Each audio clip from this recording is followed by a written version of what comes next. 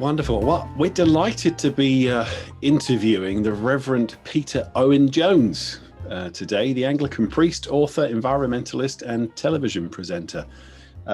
Peter has had it'd be an understatement, an extraordinarily varied and adventurous life. A jackaroo in Australia, a farm labourer in southern England, running a mobile disco before working his way up from messenger boy to creative director in an advertising agency.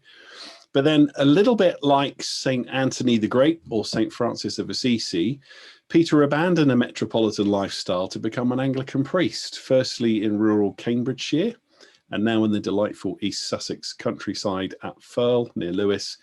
In fact, St. Anthony the Great, Peter, in his Extreme Pilgrim television series, lived in a cave for 21 days in the Egyptian desert, and we will come back to that later.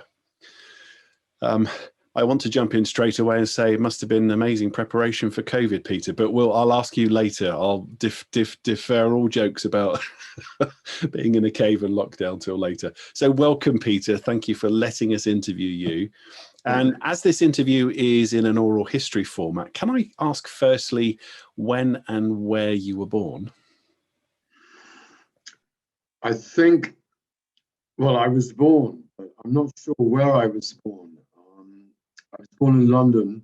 My mother was sent down in the mid stages of her pregnancy from Scotland to avoid the shame of being an unmarried mother.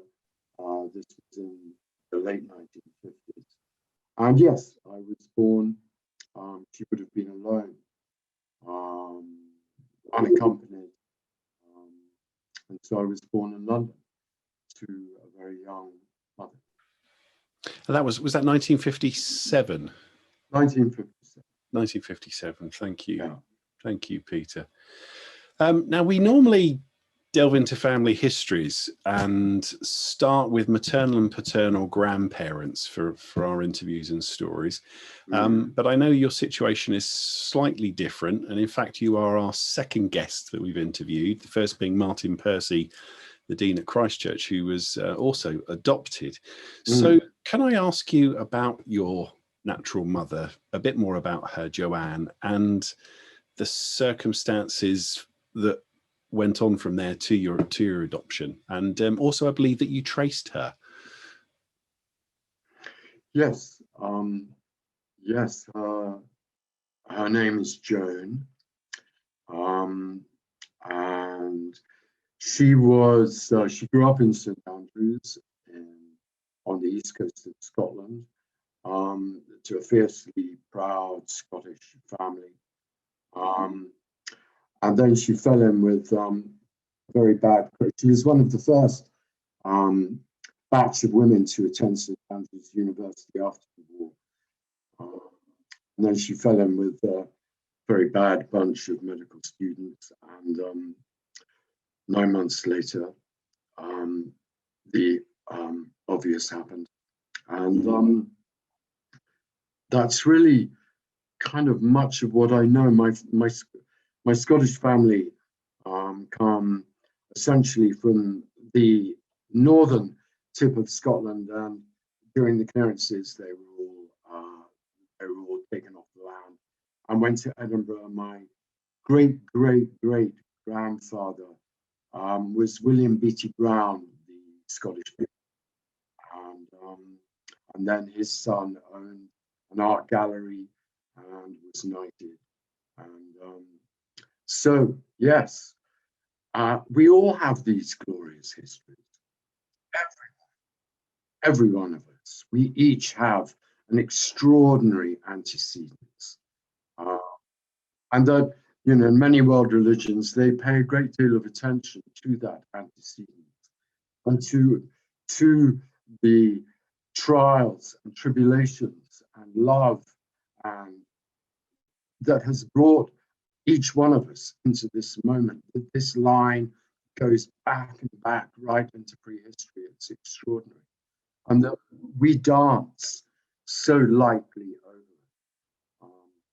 But at some point, yes, one of my ancestors sailed over from Scandinavia and landed on the Scottish shores. What an extraordinary, adventure. We are all adventurers.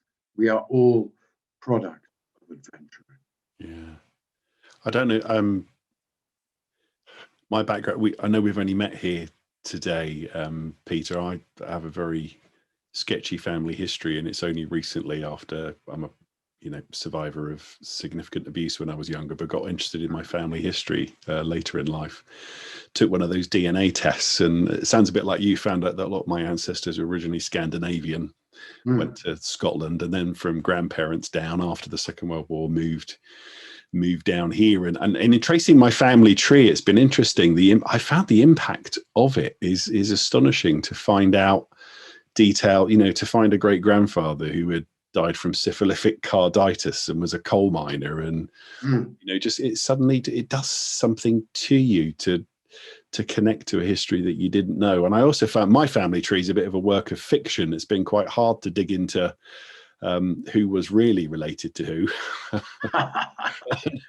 It's like, okay, that's part of the adventure for me as well. It's like, well, that's officially my grandfather, but I have no idea who my real grandfather is on my mother's side. So I wonder. So your mother came down to London, and you were born in London. And then what have you managed to glean and find out happened to you after that? And how soon was it before you were adopted? I'm very close to my birth mother now. We speak every week on the phone. So yes, in those days, I was born, and she was told under no circumstances was she to breastfeed, and of course she breastfed me, and which I'm very, very grateful for. And then I was due to be handed over. She was told that I was going to be handed to a Harley Street eye surgeon. That was the story that the adoption agency had given her. But then I got unwell.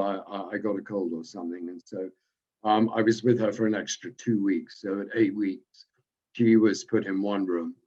My adoptive parents were in the adjoining room, and a nurse came through, and she handed me over. She gave me into the arms of the nurse, who then apparently took me through the door and handed me into the arms of my adoptive parents.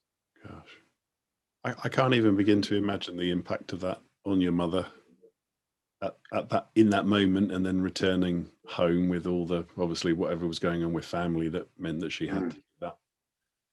Does your mother talk to you much about that? She's shown me a couple of letters which were very moving, actually.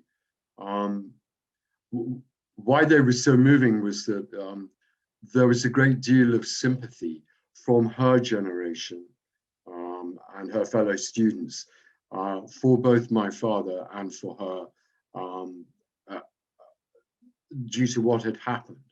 And my mother said that she told my grandfather that she was pregnant, and he was nothing other than wonderful.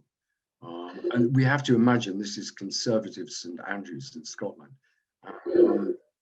And so really, this is every adoption is a very human story, but every birth is a human story. But I am nothing other than very grateful that I have a voice, I have form, I have hands and feet. I was born into this extraordinary Yeah, adventure. thank you.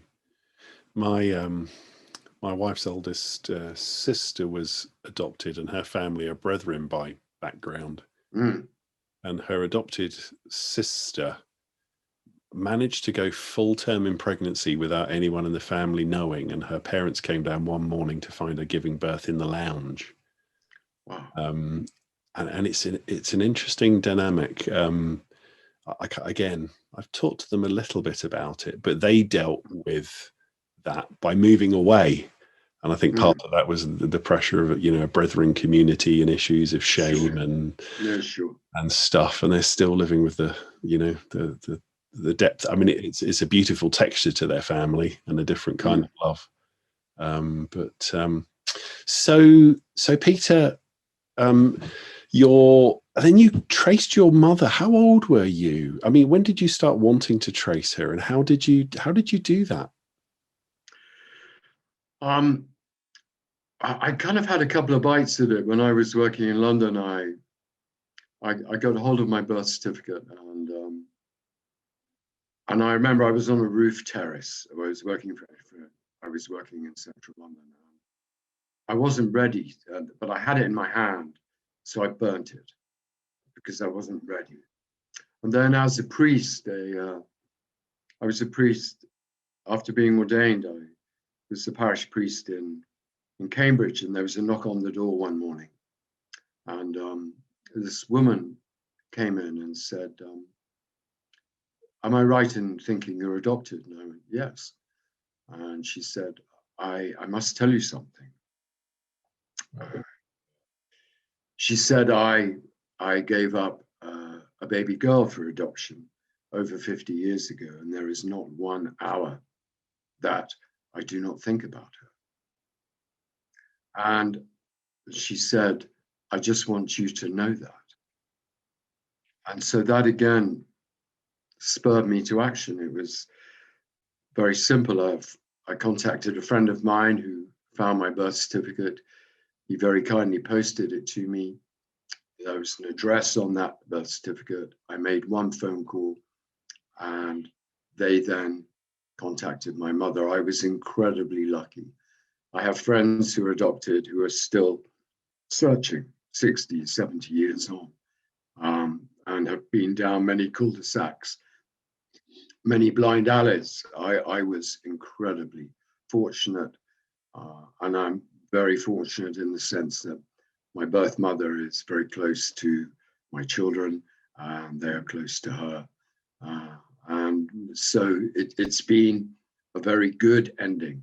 There are lots of other adopted people who find their parents, but having lived without them for 30 or 40 years, there isn't that bond. And so there's an initial rush of relief and joy. And then once that subsides, they then lose contact again. That's also very common. But in my instance, I've been incredibly fortunate. So delightful to hear from you that you not only made contact, but have, well, I was going to say forged a relationship, but from what you said earlier about you're glad your mother breastfed you, it sounds like, you bonded with your mother and you recognized her as a mother in your life, and wonderful to have her back there. Just sounds beautiful. Well, this fiercely independent, fiercely intelligent human being. It's a privilege to know and to be in that orbit, really. Can I ask, tracing my family tree and my Scots ancestry, and of course you hear anyone Scottish, and saying someone is fiercely Scottish is pretty normal. So I'm just, I know what my Scottish is. So my Macaleese is a Scottish family name from my antecedents, and I've been trying to track some of them down. But what was your mother's maiden name and married name? Their Scots name. Where does she home? Her maiden name was Jameson. Jameson. Yeah, and yes, and yeah, it's from the Gunn clan. She when we first met, we met on Lucas Station. She flew over, and then we met on the station, and then she basically spent 4 hours trying to indoctrinate me into being Scottish, which I'm still not quite there. I'm still I'm stateless, really. I don't believe in all this. I don't believe in nationality anymore.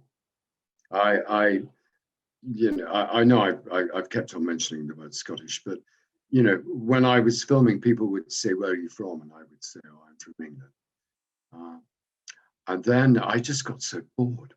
And so I started saying, I'm from planet Earth. Where are you from? And I'm much more comfortable being a human being from planet Earth rather than being Scottish or Irish or Australian or Chinese. I increasingly think, these are very, very divisive labels and have led us into, intractable conflict. And I don't want to in any way support emotionally that form of tribalism anymore. And the way that most countries operate is basically as cartels, as trade cartels. And, I hope with all my heart that my children and their children's generation, we can move beyond these ridiculous lines in the sand called borders. Well, let me ask you a question about that. Before I do, I'll say I have a particular interest in my Scottish ancestry. I'm hoping that they do become independent. I can claim citizenship and get an EU passport, but that's a different travel. But can I ask you that sense that you have of your global location, is that something you'd attribute to, an awareness of when you were younger, having been adopted? Did that make some dislocation or sense of identity? Is it something that emerged over time for you? No, this is from Jesus Christ. The Father and I are one. I am one with the leaf. I am one with the tree. I am one with the mouse and the starling and the shell and the star and the sea. I am a child of the universe. I am living for the time being impermanently on planet Earth, but I am a universal being that is called human for the time being.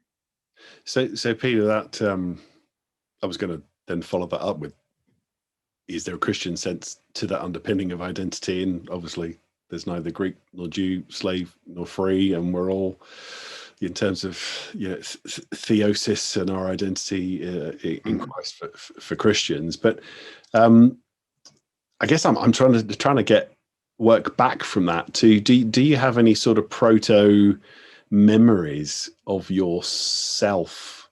I mean, all that beautiful way you just described yourself and all those not attributes, but things that you feel connected in identity with. Did you have a sense of that when you were younger? I think there were. I think I wrote about this perhaps a little in when I was in the desert. There was some very strong experiences I had when I was younger, which people might assume were kind of not normal, perhaps. I would say they are very normal, and that most children, can enter an imaginal realm far more easily. They're far more fluid than us brittle adults have become. And I think from that perspective, from the perspective of seeing the light on the water, seeing the motes of dust glittering before your eyes, what world is this? Where am I? And it was always more than history. It was always more than geography. It was what I wasn't being told. Then I discovered the poets and they, and of course the wonderful music of the psychedelic music of the 60s and 70s. And they were opening doors that I understood, that I felt at home with. And yes, but of course we all have to function. We have to buy a train ticket, we have to buy food, we have to do the practical stuff, but that's kind of secondary to me.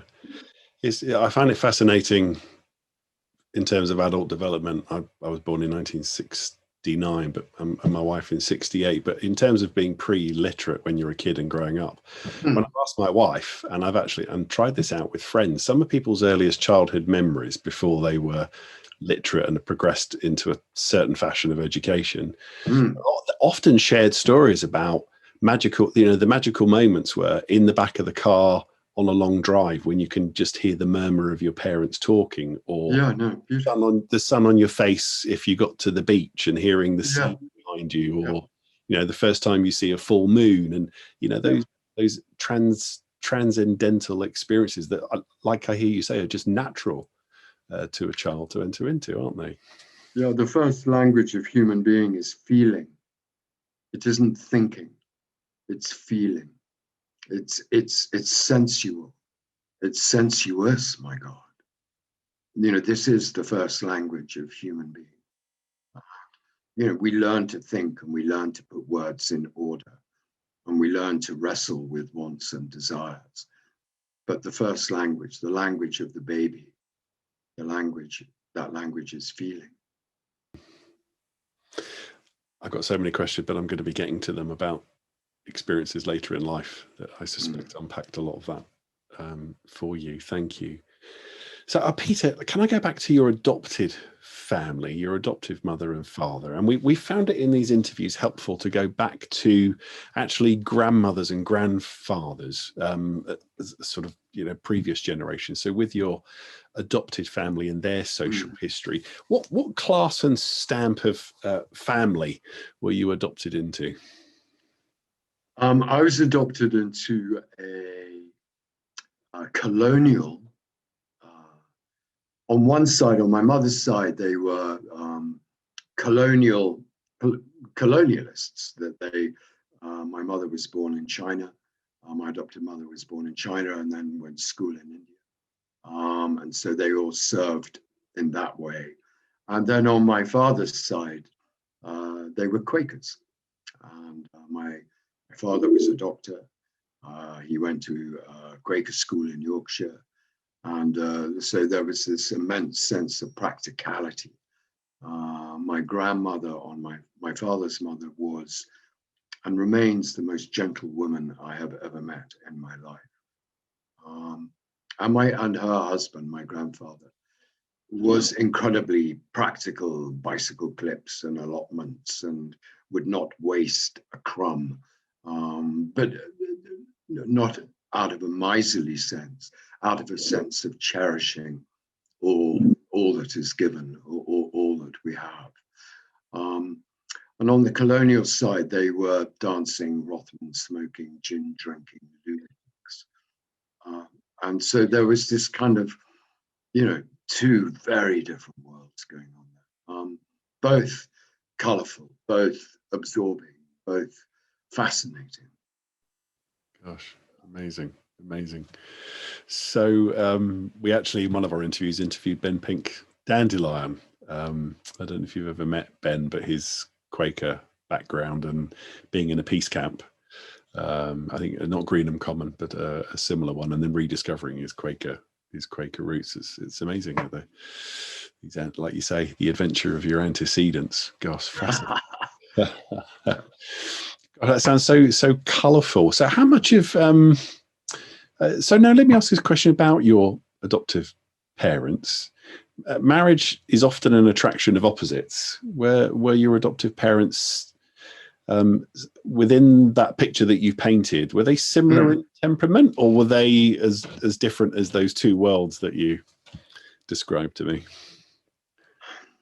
I think it's hard to know. My adopted mother's still alive. I saw her a couple of days ago. And she described meeting my father. She said she was in a shared flat in South Kensington. So, to my mind, if you're in a shared flat in South Kensington, you're hanging out with a certain group of people. And then she said she saw this very dashing young man running up the stairs, which was my father. But I've never seen the attraction there. But then she said something extraordinary when I last was with her. She said, well, look, I'm not long for this life. And she said, what I'm really looking forward to is meeting your father again. And she's never, she's led a very colorful life, coming from the background she did. And I think what he gave her was tenderness. And what she gave him, the Quaker, was vitality and excitement. And therefore, I think that's rather beautiful, actually. It's a beautiful exchange. And if I can lean in a little into that, I know tragically your adoptive father died when you were about 4 years old. Yes, is that right? Could you? Yes. Are you able to talk a little bit about any recollections of the impact on you and your mother? I mean, obviously that's a massive earthquake, and those ruins, the ruins it leaves, mark those who are living within that arena. I was on my bed with my sister, who was 2. She walked in. She was very unsteady. And then she sat down. I was on one side of her, my sister was on the other. And she said, I have some very sad news. Daddy died last night. And both my sister and I just went, oh. And we had no idea. I had no idea. I still really, I think when I became a father, I began to understand what a body blow that really was for anyone to lose a parent. And, we talk a lot now about single parent families, and understandably, but I now know, being a father, what an incredible loss that was for my mother to endure, and how she did it with, immense courage and fortitude. I have nothing other than the greatest of admiration and respect for her as a human being, for having gone through that storm which leaves its mark on all that it touches. And so 60 years later, just the other day, yes, I told you how she was looking forward to meeting him again. Yes. But she never really, she won't mind me saying, he's not there in conversation. It was, as you say, 60 years ago. That's been, a great deal has happened since then. But that's a scar, that's a wound that both the three of us carry.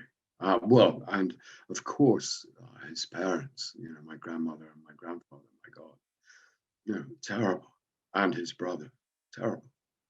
And, I'm deeply opposed to war and conflict. But when it comes to Remembrance Sunday, I'm always kind of cut down the middle, because, I've spoken to elderly women who lost their lovers, their one person only been married for 6 weeks, and he was shot and killed. And it's that I want to honor that love, that connection. It's not the war I want to honor, but it's that I think is important. If we've loved even for a minute, then that's going to change us. And it's that love that keeps us alive. And even the loss of that love, I think, needs honoring. Peter, when you talk about, those memories, so 60 years on the one hand, we consider to be a long time in the scheme of the universe. It's it's nothing. And I'm doing a bit of spiritual memoir at the minute, and finding that some events, especially really early on in life, they may as well have been yesterday. Absolutely. It's like they're portals, memories like a portal through time, isn't it? It's just some memories really are transportational for everything that we are. I think that's beautifully said. I mean, I'm a 6-week-old baby boy. I'm a 3.5-year-old boy. I'm a 10-year-old boy running around the fields looking for birds' eggs. I'm a 16-year-old young man kissing a girl. I'm all of these people. and they are all of me. And we get onto that topic, remembering your first kiss. Ha! I come from Luton, grew up on a council estate. My wife says, please don't show the kids again the lamppost where you had your first kiss. They're really not interested. And I'm like, oh no, I remember the texture of the lamppost, the metal bit behind it, the concrete. Oh yeah. Oh no, go there once a year, wrap flowers around it. Put a plaque up. Put some Rumi poetry up. Write it on the lamppost. I mean, these places need to be honored. I should do. It's a shrine. It should be a shrine. Yeah, it should be. I drive them mad when I do that. So I think. Oh, no, wonderful. Now, I mean, you just sketched out some beautiful memories there that were just immediately redolent. I mean, I felt I could enter into them just picturing you running through fields looking for birds' eggs. Did you say?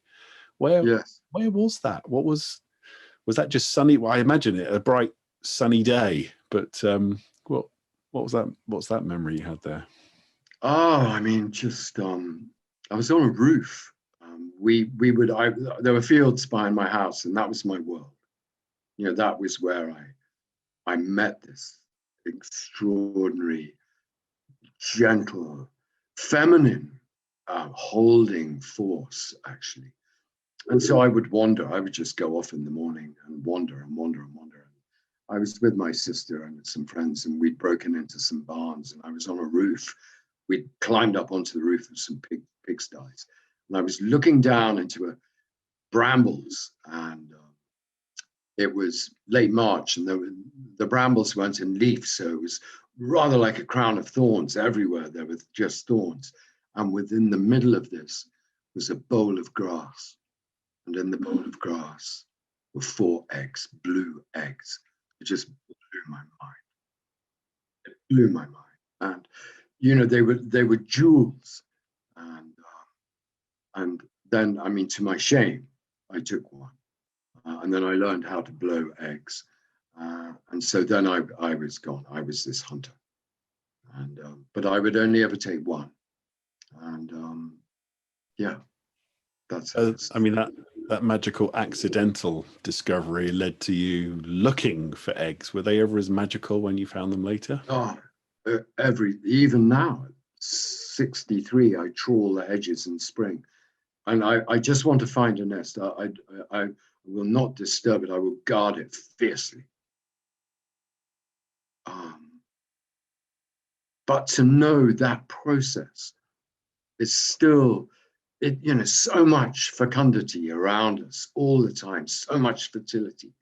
That is the calming of spring. That you know, the first nest with the first blackbird, the first song thrush sitting there, live, almost level with this beautiful construction. Can you make a bird's nest? I can't make a bird's nest. You know, I mean, what wonder, what beauty.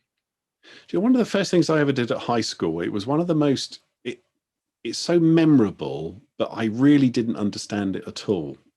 We had to go out and study a hedgerow behind the school. And I remember it because I remember thinking, why are we doing this? You know, we looked at, but it's only later in life. I thought that was one of the most fascinating things I can remember, as if it was yesterday, that has stayed with me. The biodiversity, the sheer range of life in a hedgerow behind the school.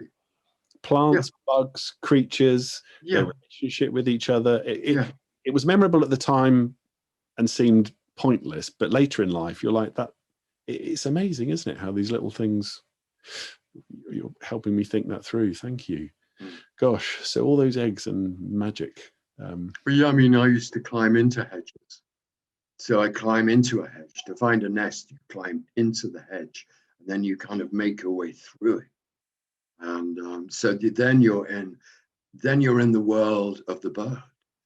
You're surrounded by shoots and leaves, and yeah, wonderful.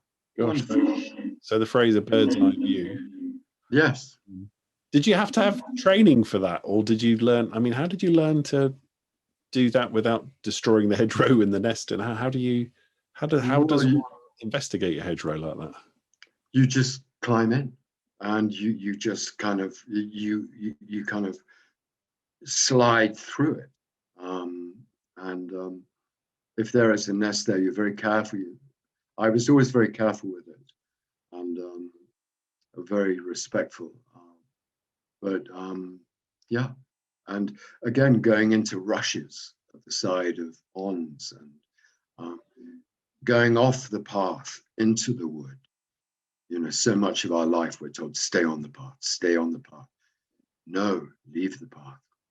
This is a wondrous and dangerous thing to do. Leave the path, go into the heart of the wood. Let her tell you what she wants to tell you. Sit and listen, be held by her in that way. Again, another school trip I had to go to. I think it was Wicken Fen, it was called. Yeah. To stay on the path. I'm glad I didn't, because it was very memorable, because I went where I shouldn't and I got sucked into the ground in a bog. And as a result, lost a brand new Wellington boot. I got a good beating from my mother from it. But when anyone talks about, you know, quicksand or bogs, or I'm like, I vividly remember the moment when I thought, if I don't get helped, I'm going to get, I remember the sucking sensation of this bog. Oof, I was in, and it took a couple of friends to grab me and pull me out. And and that scent of kind of, I don't know what type of bog it was, but usually it's kind of a mixture between vomit and mint. It's extraordinary kind of collection of aromas. Yeah, you know, but it's funny you asked me. I don't remember a smell. I remember the sensation of just how it was suddenly this sucking, just pulling me down. You know, I was. It was a hunger. A friend of mine recently described standing on the edge of a cliff. You can feel the hunger of the sea, the hunger of the distance. And again, the bog, it's the hunger. It's the hunger of that environment wanted you. Yeah. Well, it made me reflect carefully as a teenager on, is it the Peak Down Man? Wondered if you'd been on a school trip and got sucked into a Paleolithic bog. Oh, well, thank you for letting me unpack that a little with you and that childhood memory. Can I move on to ask you about experiences of church? Did you have any when you were younger? I heard someone recently, a farmer recently described Church of England to me. He described it as C of E, Christmas and Easter. That was what he said. I am C of E, Christmas and Easter. And he genuinely is. He tips up at Christmas with his family and at Easter. Otherwise, I only see him up on the hill, which is always interesting.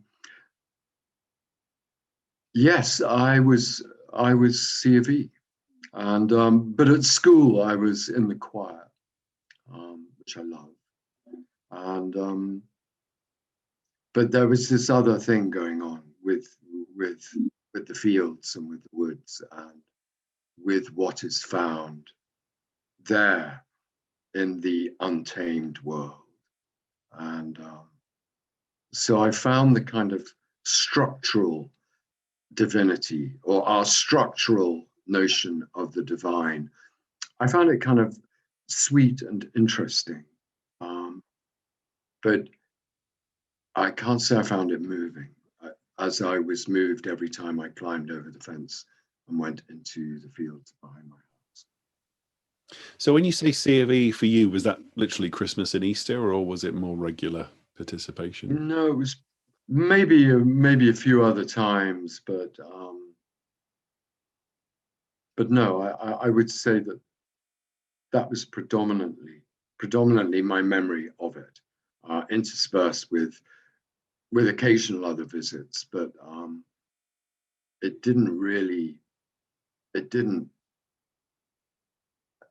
that formula didn't speak to my heart. Yeah. Any harvest time services when you were a kid? Did that at school? Yes. Yeah. But I don't remember one single harvest festival apart from being at school. Yeah, gosh, amazing. In your book, Letters from an Extreme Pilgrim, you talk about the experience of being beaten or caned in what appears to be a fairly stiff upper lip public school. Mm.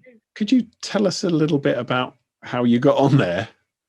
At the public school? Scene. Yeah, let's set the scene with that story. I don't know. I went to public school in 1971. I got to scholarship. I have nothing good to say about that experience. It was brutal. It was loveless. It was everything that any young man or woman should not be experiencing at that age. It was completely unenlightened. It was formulaic. And, you know, this isn't an act of revenge. I'm just kind of telling it like it was. There were some good men there. They were pretty much all men. Single-sex establishments, I think, are very bad ideas indeed. And but no, I mean, it was dark and brutal. And, it operated a system of fear. It used fear to control.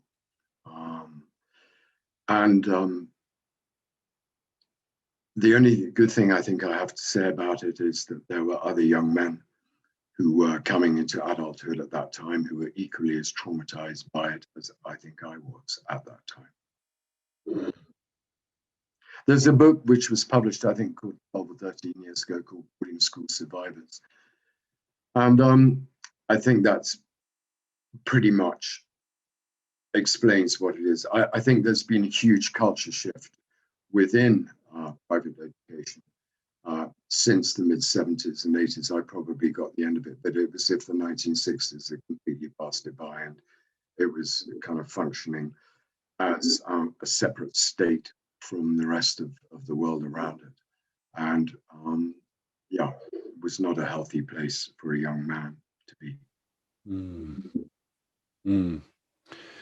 I went to state schools, junior school. The first one was a lovely, modern, warm environment. The second one I went to was a sinkhole, the kind of place that would, I hope, would be completely illegal now, with teachers that made you not go to the toilet, so you'd end up wetting yourself and stand up on the table to humiliate you. A headmaster who beat me with a slipper because he had a bad day, and you know, I mean, from head to toe, from face, you know, top to bottom. My kids have looked at me and gone, how could a school, how could that have even been allowed? I said, well, it was the early 1970s. Things were a bit different. Yeah, same. Weren't they, in education? I still think about it, and I can still feel anger. I can still feel rage within me, and that's probably not healthy. But yes, it's. Where did that rage go when you were a kid? Where did that rage live? What happened to it when you were at school? I don't know. I think it probably got fed into. It probably got fed into rebuking, as I saw it, that system in some subtle and some very unsubtle ways. But clearly, in all of my actions, in most of them, saying, this is not a system that I can in any way sign up to and be a part of. Does that, I mean, some of the next questions that we're going to get to will be how you got to leaving school at 16. Was that opportunity to escape, was it? Yeah, I mean, it was really. I was there one evening, and I just thought, I just got into the sixth form, and I just started doing some A levels, and I just suddenly kind of came to it. It was like, I thought, no, I can't do this anymore. It's not right. And so I just changed out of my uniform and put on some clothes and started walking. And I walked 20 odd miles back to my home. And then I climbed up a drain pipe, broke in through a window. And then the phone went in the morning, and it was my mother. And I said, I'm not going back. And she said, well, you don't have to, because they're not going to take you back anyway. And so that was probably the best result for them and for me. And that was how it was, really. It was simple. You know, you make the decision and you say, I cannot morally and spiritually stand in this place anymore. And they obviously made a decision saying, he obviously can't stick it. We don't want him. It's time he went. They did me a huge favor. Sorry, I don't want to overlay my own interpretation of events, but just listening to you, I imagine a young man becoming a man, making a decision, and you made it. 20 miles is a long way to walk. Was it like the word that comes to mind is pilgrimage? Was it rageful or peaceful? What condition were you in from start to finish? Oh, I was flying. I was like a bird. I had been let out of a cage. Yeah, it was dark and there were cars passing me. Someone did stop and offer me a lift, and I could accept that. But no, I was free. I was free. I let myself out of the cage. Had you ever walked those kinds of distances for time on your own before? I think I probably had, but not kind of consciously, because as I got older, I would disappear for longer and longer out in the woods and fields behind my house. And so I was quite comfortable, as I am very comfortable now, walking on my own. And yes, it was something I knew.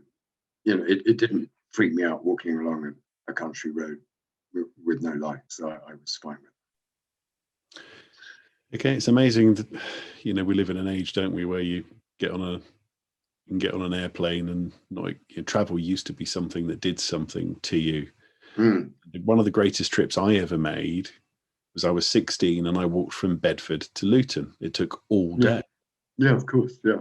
But I still treasure that, because if I ever go back there through Bedfordshire, I know I can still, I remember that field and I remember that river and I remember something to you to walk through somewhere for a whole day. It was so different than the train or the car or the because you are you're going at the speed you can take it in. We can't take in stuff going at 30 miles an hour. We're not really designed for that. We can take a walking speed. You're then taking in everything around you, and so that creates memory. I think memories of car journeys I don't know, they don't seem to have the same vivid visuals as memories of walking. No, they don't. They're very different. A little cocoon, they are. Little bubble away from the elements and the gosh. So I mean, given this slightly difficult situation of school, and I'll get to asking you some more questions about what happened when you after your 20-mile walk. Are there any, and you sort of, I think you alluded to a few minutes ago about other people that were, an influence in your life. Were there any specific friends or mentors or extended family that were, helping you through this period of time?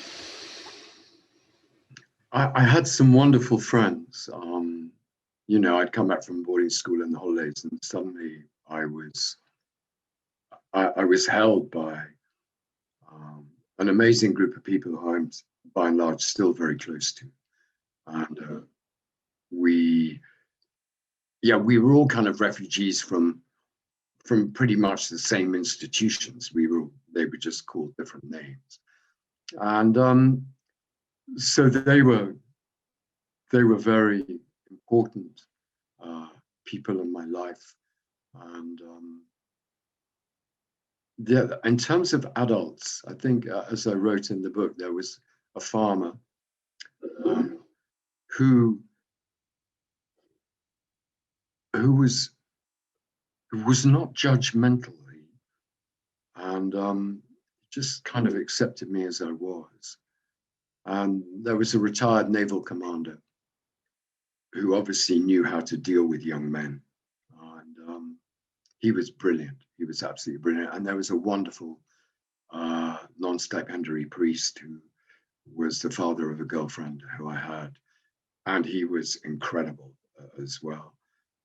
But also, not having a father, you kind of have a missing piece of a jigsaw. You don't, in terms of learning how to relate to men, which is a fundamental part of an experience a young man needs to kind of have a picture in front of him.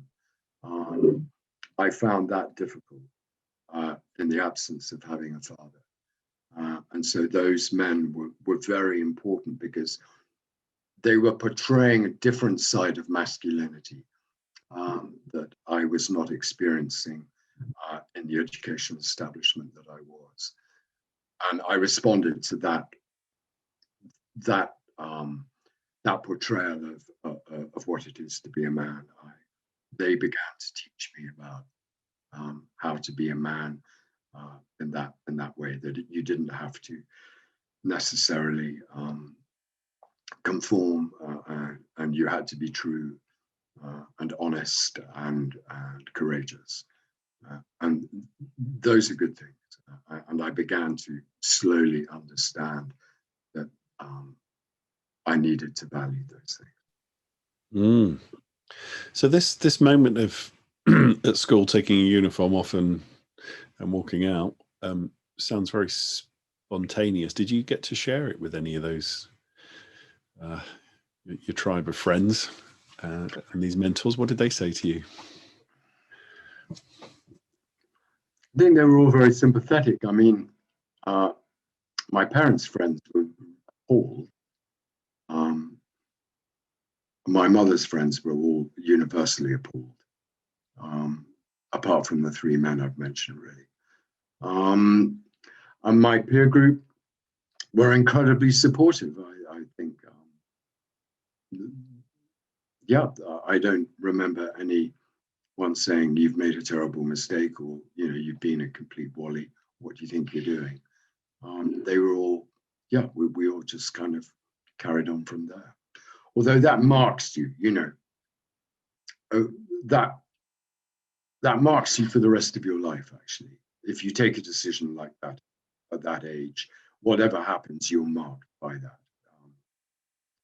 It's rather like having a tattoo. And I was unaware of that at that time. Can you unpack that a little bit? I mean, intuitively, I understand what you mean, but concretely, when you say it marks you, how has it marked you? What's that mark like for you that you've carried through life? Well, if anyone reads a CV and they go, "Oh, you left school at 16, you've only got 5 O-levels," you seem quite eloquent. What happened? So you then have to explain it, and then having explained it, they go, "Okay, you're not going to do as you're told, and you're going to be a difficult pain in the ass." And we'd rather have someone who's not going to cause trouble, understandably. Thank you. I wondered if it might be. I've got a slightly younger brother who left school at 16 and had multiple strange careers, and I guess I never thought of the word marked. He carries his as a deep regret that he did his because of what was going on at home, and he's very successful later in life, whatever that means. But I'm very proud of him, and he's a recovering alcoholic, and but there's still he's still in professional circles. I guess I have heard from him that people are like, "Oh, you left school at 16," as if that was something wrong. Yeah, you're always an imposter. If I sit around with a group of theologians or a group of writers, even, who've all been to university and got all that. you know, you are an imposter. You know, you've kind of come in through the back door, whichever way you look at it. And yeah, there's no way around that. You've just, you know, you've made your bed, you've got to lie in it and take what comes as a result of having made that decision to take your uniform off. I mean, having said it's marked you and knowing what you know now, if you went back to that younger man, would you say to yourself, go for it? Or would you say, wait a couple of years? Would you do anything differently? God. I know it's a cheeky question. Oh, man. I don't know. I really loved studying. You know, I really loved it. You know, and I finally worked out that, you know, this was actually an adventure. This was about exploring and exploring knowledge, exploring ideas, exploring concepts. Then, oh, I loved it. I hadn't realized that at 16. I was just kind of, and yeah, I would love to have, God, I would love to have read English at a university and you know, had all that vacation time. And I would love to have done that, but then I would have missed out of working on farms and, you know, the wonderful experiences that I had there. So yes, I understand that it's not a mistake and it's not a regret. It's just a fork in the road. And I took that fork. And I could see where the other fork now might have led, but I went the way I went. It makes you who you are, doesn't it? Good and ill. Or not who you are. Yeah, exactly. Or who you might have been.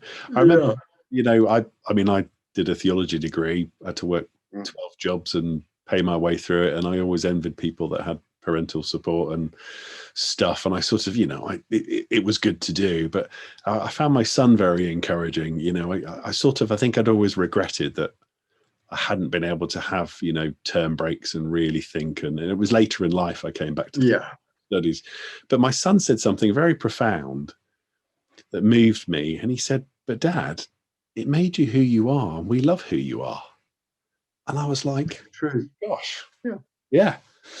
You know, I'm glad he hasn't had to do what I had to do. But yeah, those moments that mark you, but maybe you could have done something differently, but they still weave through your life, don't they? And make you the fascinating man that I'm speaking to today. Who was it? Was it George Bernard Shaw that said, for God's sake, give me a young man with enough sense to make a fool of himself? Yeah. Or the courage to make a fool of himself. Well, I can't remember which one it is, but I mean, I'm not, you know, I'm not saying that to me. I mean, I think the young people that I meet, the young men and women that I meet, it's the ones at the back of the class I think are often very interesting. The ones at the front of the class are going to be studious, they're going to listen, they're going to, you know, they're going to be okay. But the ones at the back of the class are going to have a much more bumpy ride. But I want to hear where they're going. I want to know what they're seeing and feeling. And I want them to tell me what a wanker I am and how I really haven't got it right. I need to hear that, and they need to tell me. I mean, Peter, did you ever do that thing? I know I did it and some of my friends did. You realise, oh, I'm young enough to play football for England or Scotland. And then you realise, you get to 24, you go, I'm too old to play. That's never going to happen. And then there's all these, and I guess, you know, life starts to unfold, and then opportunities to do things that were never going to happen anyway pass you by. I found that, you know, I'm, you know, turned 51 now, that I'm all in on my life. You get to a point where you go, who I am and what led me to here. I can either regret lots of things or savor and enjoy the way that things in my future close down because I'm going to be around less than I am. Does that make any sense? Yeah, no, it makes incredible sense. Yeah, I just yeah, I'm 63, so I'm 63 last week. So yeah, I've got another 12 years. It's about I cannot accept the fact. I can accept the fact that you know, I'm not gonna I'm not going to do this anymore. I'm not going to be able to do that anymore. And physically, but then I think romantically, perhaps, the world becomes richer because you are more full of it. And I know full of it's probably not the right term I'm using, but I'm not going to, I don't want to come to an end. For every ending, there has to be a beginning. And so I'm quite interested in what those beginnings might be. Increasingly, I find myself looking at men and women in their 70s and 80s, and I'm just kind of saying, a man walking, there's a man who walks up Lewes High Street with using his imagery, and I just think, my God, what courage, what incredible spirit, and for life, you know, it's not, I'm going to hang on for dear life. It's, I want to live. I want to see color. I want to feel. There is still an appetite. And I think if there's an appetite, then there are new experiences that come with that. I very rarely look back. You're forcing me to look back, which is rather confusing. Thank you. Now, I'm just looking over my notes, and I realise it's a question I didn't ask you before I get on to going to Australia. In Letters from an Extreme Pilgrim, you wrote this: I am firmly of the opinion now that being adopted is actually a blessing, not a curse. Could you unpack that sentence with us? No, I mean, lots of my friends who are the products of a loving marriage and a loving relationship, they kind of know, they know where the pieces are on that front. And if you're adopted, there is, you grow up with this big space inside you, and in it you can put all kinds of imagination and stories and narratives, and therefore you don't have the certainties that other people have who are the product of two people in love, or of a marriage. So yours is a slightly different experience, but it's not worse and it's not better. It's just different, and it means that you probably see things slightly differently to those who have a much more rooted, steady antecedent, and therefore, in some ways, it's a beautiful thing because it gives you the space to explore. In other ways, it's wounding. There is no doubt about it. I used to wish when I was younger that I had been adopted. I used to pray that someone would knock on the door and say, "There's been a terrible mistake." My parents were so abusive. My father was an alcoholic, absent. They went to work abroad and never came home, abandoned us, and it's still to this day. Get to Father's Day, and I will forget. My wife will say, "Have you thought about your dad today?" And I'm like, "I haven't. You know, I had a father, but he was not a father." It's interesting. Yeah. Sorry, I'm a very different experience. No, I think we have a very similar experience. Right. We're both talking about an absent father. Mine was absent because he died, and yours was absent for other reasons. My children will say to me, "You were the most crap father." And essentially, they're right, because I didn't have a template. I didn't have that father template, really, and I didn't really realize until my eldest was about 3 or 4 that being a father was, something. This was something different. You didn't just fit it in. This was a big chunk of life, and so I would say that you and I have very similar experiences about how to relate to that role. I think we're talking about relating to that role. And yeah, I've had a lot of issues trying to relate to that role, hence my children. will, look me in the eye and just tell me that I was completely hopeless, which I have to have some sympathy for. At least they're honest with you. At least they've been able to be honest. express that to you. Yeah. I think of all the people that I know that couldn't even have a conversation with their parents about any problems with them. Bless them. Oh, so let's talk about Australia. So how did 20-mile walk home turns into a trip the other side of the world? How did that come? How did that come about? Well, I think my mother was hanging out with these kind of businessmen, and they just said he's got to go, and as far away from here as possible, and hopefully someone might knock some sense into him. And so, very fortunately, I was sent to Australia, and God, I love Australia. Just it smells. The outback smells so great. That red earth, yellow eucalyptus leaves against this blue sky. It's just so beautiful. God, it's beautiful. And yes, I've never been. I've been to New Zealand. I've been to New Zealand several times. I can understand where the Dreamtime tradition comes from, because you are tiny in this massive land. And, yeah, I loved it. I love Australia. Could you walk me through, if you can remember, what was it like? The trip from getting on the airplane to going there. What was the actual travel there like, and what was it like when you got? Do you have a memory of arriving at the other end? Yeah, I remember arriving, and my uncle was there, and I think he was more nervous than I was because he thought, "Oh my God, I've got to look after this lunatic." And then I went, and yeah, he was standing there looking he was all fidgety and didn't really know what to say. I didn't know what to say either. And then I went to his house, which was very different. It was in the suburbs of Sydney.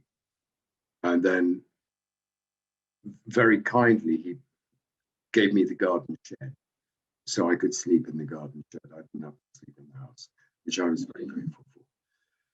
And then, 2 days later, I was on a train, and then I was working on a vineyard. And that only lasted for 3 months. And then I was back in Sydney and basically going pretty feral. And then he said, you're leaving tomorrow morning to go and work on a cattle station. And I loved it. I just loved it. I loved it. Yeah, I mean, it was hard, I was with young men, and they weren't going to put up with any crap from any, English boy, which I was. I was just a boy.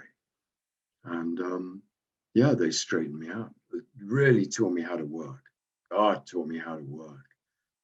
12 hours a day banging in fence posts. So what was it in you that was ready for that? Because a lot of people in that experience would just fold and run away, but something in you responded. Was it the place? Were you ready for it? No, it was the place. It was the land. I come out of this soft, lovely English fielded land, and then I was in this complete other reality, this other form of land, this other form of earth, and I was just mesmerized by it. It was just beautiful, and it held me. And I was with the other young men who, they were rough, they were hard, they threw me through a plywood wall, and because I probably said something completely ridiculous, and they taught me to value the good stuff. It was a very rough environment, but there was honor there, and they taught me to value the good stuff, and I'm incredibly grateful to having spent time there with them and for their teaching, and for them putting up with a very green pommy And yeah, it was wonderful. I loved it. I loved it. I loved it. I loved working. You know, it's physical. I wasn't having to use my head. All I had to do was pick up a sledgehammer and knock on a fence post, or you know, pick up a hoe and go and take bristles out of the ground. It was physical. At last, I was, you know, and I loved it. I loved that physical work. I loved it. I still do. Yeah, when I'm asking you about that physical, you've reminded me when I got married young, 21, lived just outside Oxford, but made friends through church with a guy who was a farmer. Yeah.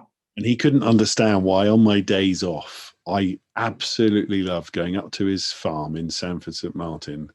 One of the happiest days of my life was digging out a yew tree and replant it. He said, normally I have to pay people to do this labor for me. Yeah. Why do you want to do this? No. I remember the exhilaration of working beyond tiredness and connection to something. Yeah. Almost meditative. You know, beautiful. I didn't think about anything. The exhaustion that let you forget all the thoughts in your mind. That's what I remember. Absolutely. Yeah. Well, it's a marriage between the earth and the body. It's a marriage between, that's what it is. You're kind of, suddenly you're in the rhythm of what's happening around you. And yes, that wonderful tiredness where every cell of you just wants to sleep. And it's almost like a sanctuary.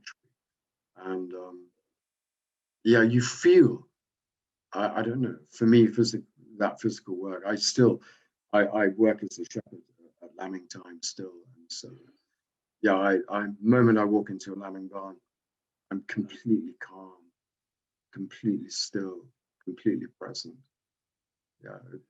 I don't know. We're all made differently. Some people say, I walk into a kitchen and feel that way. You know? Yeah, well, no, in terms of biopsychology, the little I understand of it, you know, things like muscle memory and stuff, we do carry around in our bodies, literally, our experiences. So you must carry that 16-year-old.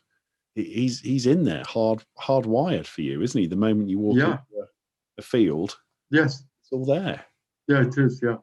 It's a language. It's I'm at home here. I know where I am here. It knows me, and I know it. And Now, tell me a bit more about Australia. I've never been, but what else stands out for you about, you know, in particular the differences? What was you say? I mean, you were like, if so effusive. God, I loved it. I think was the, you know. I think the difference is this kind of, you know, I might, you know, it might be the rose-tinted spectacles, but it was possibility, really. There was so many possibilities, and it was such a big place. You know, England is so tiny. England is the third most populated landmass on the planet after South Korea and Bangladesh. And suddenly you end up, and it takes an hour to get from one village to another. And there are kangaroos everywhere, and the butterflies the size of your hand. And, you know, I mean, I was just in heaven. I was in heaven, and, you know, I could walk into the bar and get very drunk. And, you know, this was all kind of normal. And, you know, I was free. There were no cultural expectations on me. I just had to get up, hang in fence posts, and eat and sleep. And it was just so wonderful. You said these young men with you knocked some sense into you. What sense did they knock into you? as well as a work ethic? They taught me about taking care of things, you know, taking care of each other. We had each other's back. And I'll tell you a story. We were driving along. We were coming back from a pub. The pub, it was a 90-mile one-way trip there, and 90-mile back. It was one straight road. And we were driving along, and we hit, very sadly, we hit a kangaroo, and the car turned over. and then we kind of veered off the road with all on our heads, and then went into a little ravine. And the guy driving said, "Is everyone alive?" And then he went, "Navro." And Navro went, "Yeah, I'm here, mate." "Stu?" Stu went, "Yeah, I'm here." "Poppy?" "Yeah, I'm here." And he went, "Pommy?" And I went, "Yeah, I'm here." And he went, "Oh, what a shame." You know, in the midst of life and death, there is this incredible, beautiful humor. And, it was just honest. God, it was honest. And if they didn't like you, they'd tell you straight up. And if they really didn't like you, they'd make that very plain. But you knew where you were, you knew where you stood. There was no smoke and mirrors. It was great. Brilliant. I mean, in terms of, I can already hear your intuition, sense of, spirituality of the earth and creation. Were you making any conscious connections about spirituality and faith? Were you moved to prayer or a sense of God in the midst of all of that, or was it just a general spiritual awareness that was growing for you? I think I wasn't moved to prayer at that point. There was so much other, there were so many prayers around me. There was the prayer of the sea, those incredible waves coming in onto the Australian coast. There was the prayer of the red earth, praying through everything. There was the prayer of young women, and the first kissing, and that extraordinary prayer, and the prayer of the butterfly was all there. And I was just floating and running and delighting in it, all of it. Beautiful. So how did you come back to England? What? Well, I was kind of in love. Yeah. Yeah. And right. And well, my mother said, "I've sold the house," which I grew up in. So I said, "Well, look, if you've sold the house, I'm going to stay." Well, I didn't think there was anything to come back to. And then I met this wonderful young woman before I left, and we were very, very close. And we were very young. And so I really kind of went back for her. I came back for her. And it was the right thing to have done. And yeah, I came back. Yes, because I wanted to be close to her. I missed her. Beautiful. As I've got you here, and I'm just enjoying unpacking your life a little, Peter, you've for some reason it's come to mind, talking about the earth and the obviously deep connection that you have to it, where you describe those aspects of Australia as prayer. Marilyn Robinson's got a book called Gilead. I don't know if you've read it. I haven't. It's a epistolary novel about a man who widowed, remarries. He's a Presbyterian pastor after the American Civil War, and it's a study in a sort of small town life. Wonderful. In rapid change. But the ending to the book had me in bits. I didn't expect it at all, because it's one of the most beautiful endings, where this man writing letters to his young son, who he knows, because he's quite elderly and he's got a heart condition, and he loves this small town that he's described, so much, and his family have been there and him, that he can't think of anything more beautiful to offer this place that he loves than to have his body laid into the ground as a sacrament and an offering. And I cried. I was like, it was so stunning that you could love a place so much that being buried in it would be an act of, worship. Yeah. And my wife asked me about that. And I said, she said, "What's that doing to you?" I said, I'm from Luton. I definitely don't want to be buried there. And I live in South London. And I know I don't want to be buried here. My wife goes, "It's a lovely place." I go, "Yeah, but I don't. I've got to have this act of worship for, somewhere where I'm going to be." I don't know. Maybe it's the old Viking in me that's coming out through my antecedents. But does that make any sense? Do you feel that connection? No, I mean, it's like music. I've never heard it described in that way. To actually say, I give my body to this piece of land, as you say, it's an act of communion, an act of deep communion. And wonderful. Thank you for that. That was so beautifully said. And yes, I agree. I think that's the land speaking to him, and he's responding. I think that's maybe what you've said. So where what the author of Gilead said. Yeah, where in the world speaks to you today, Peter? You said right at the beginning, I'm from planet Earth, and obviously Australia's got a special place, and Sussex is beautiful. But Yeah.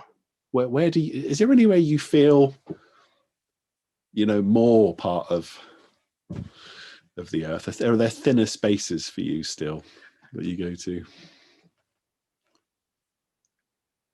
I don't know. Increasingly, I find it all overwhelmingly extraordinary.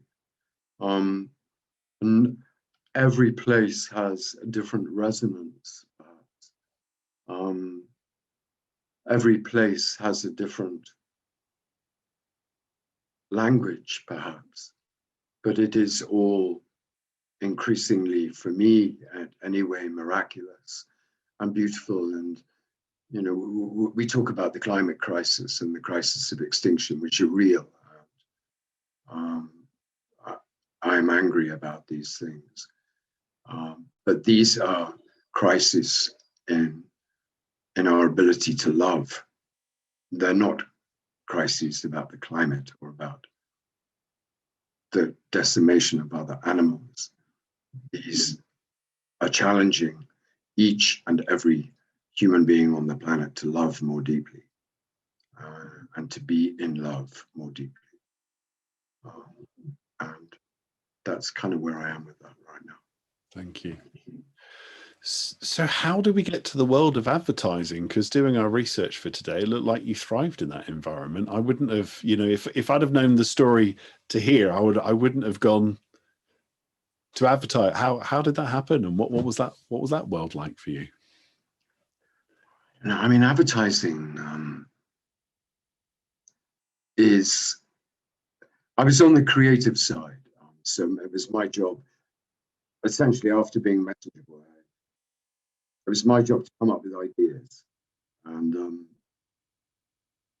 I was fine with coming up with ideas. I loved coming up with ideas. And it taught me how to think. Having left school at 16, you don't have a university education, and you don't learn how to deepen your thought process and deepen your processes of inquiry and observation. And so advertising taught me how to do that. I hadn't learned that. And I was working in the West End of London, which was a very exciting place to be. And yeah, I loved it. I mean, it was bordering on completely immoral, of course. Yeah. So what year is this? You're in the West End of London? Oh man, I think I was in the West End of London from about 1982 to the time when I left to go to Theological College. Yeah. Great. I worked in on Holborn when I was from when I was 22 for 8 years. I mean, that part of the west side of the centre of London's just changed unbelievably. I mean, it was pretty colourful back in the day when I worked there, and now it's it's all been eradicated and homogenized with shops, isn't it? But gosh, it must have been a very colourful place when you were there. So was that all those little side streets with all those creative agencies and media companies, and was that what it was like? Was that where you were based? Yeah, amazing. The little warren, isn't it? Of Yeah, no, it was. Yeah, tell us that story. Walking in the door. Well, in advertising, there's a lot of kind of chopping and changing. It's intensely Machiavellian in that sense, and so you're kind of chasing two things in advertising. If you work in the creative department, you're chasing money and you're chasing renown, and so you're constantly trying to get more cash whilst being able to work on the most creative accounts. So I went for a job interview at an agency, which I later found out was populated by complete lunatics. And I was sitting on the reception with this phenomenally beautiful young woman. And she looked at me and said, "You'll never get a job with holes in, you'll never work here if you've got holes in your jumper." And I was wearing this jumper full of holes, thinking that was very cool, which of course was, ludicrous. And I got the job, and so I walked past her and went, "I got the job, darling." And she went, "Okay." And then, we were married 4 years later. So that was that one, really. Well, Peter, there is just so I'm aware of time. There's so much of your life to ask you about. I'm going to jump forward a little bit from that world into going to theological college. Because again, if I'd only known your history up to that point, you didn't see that coming.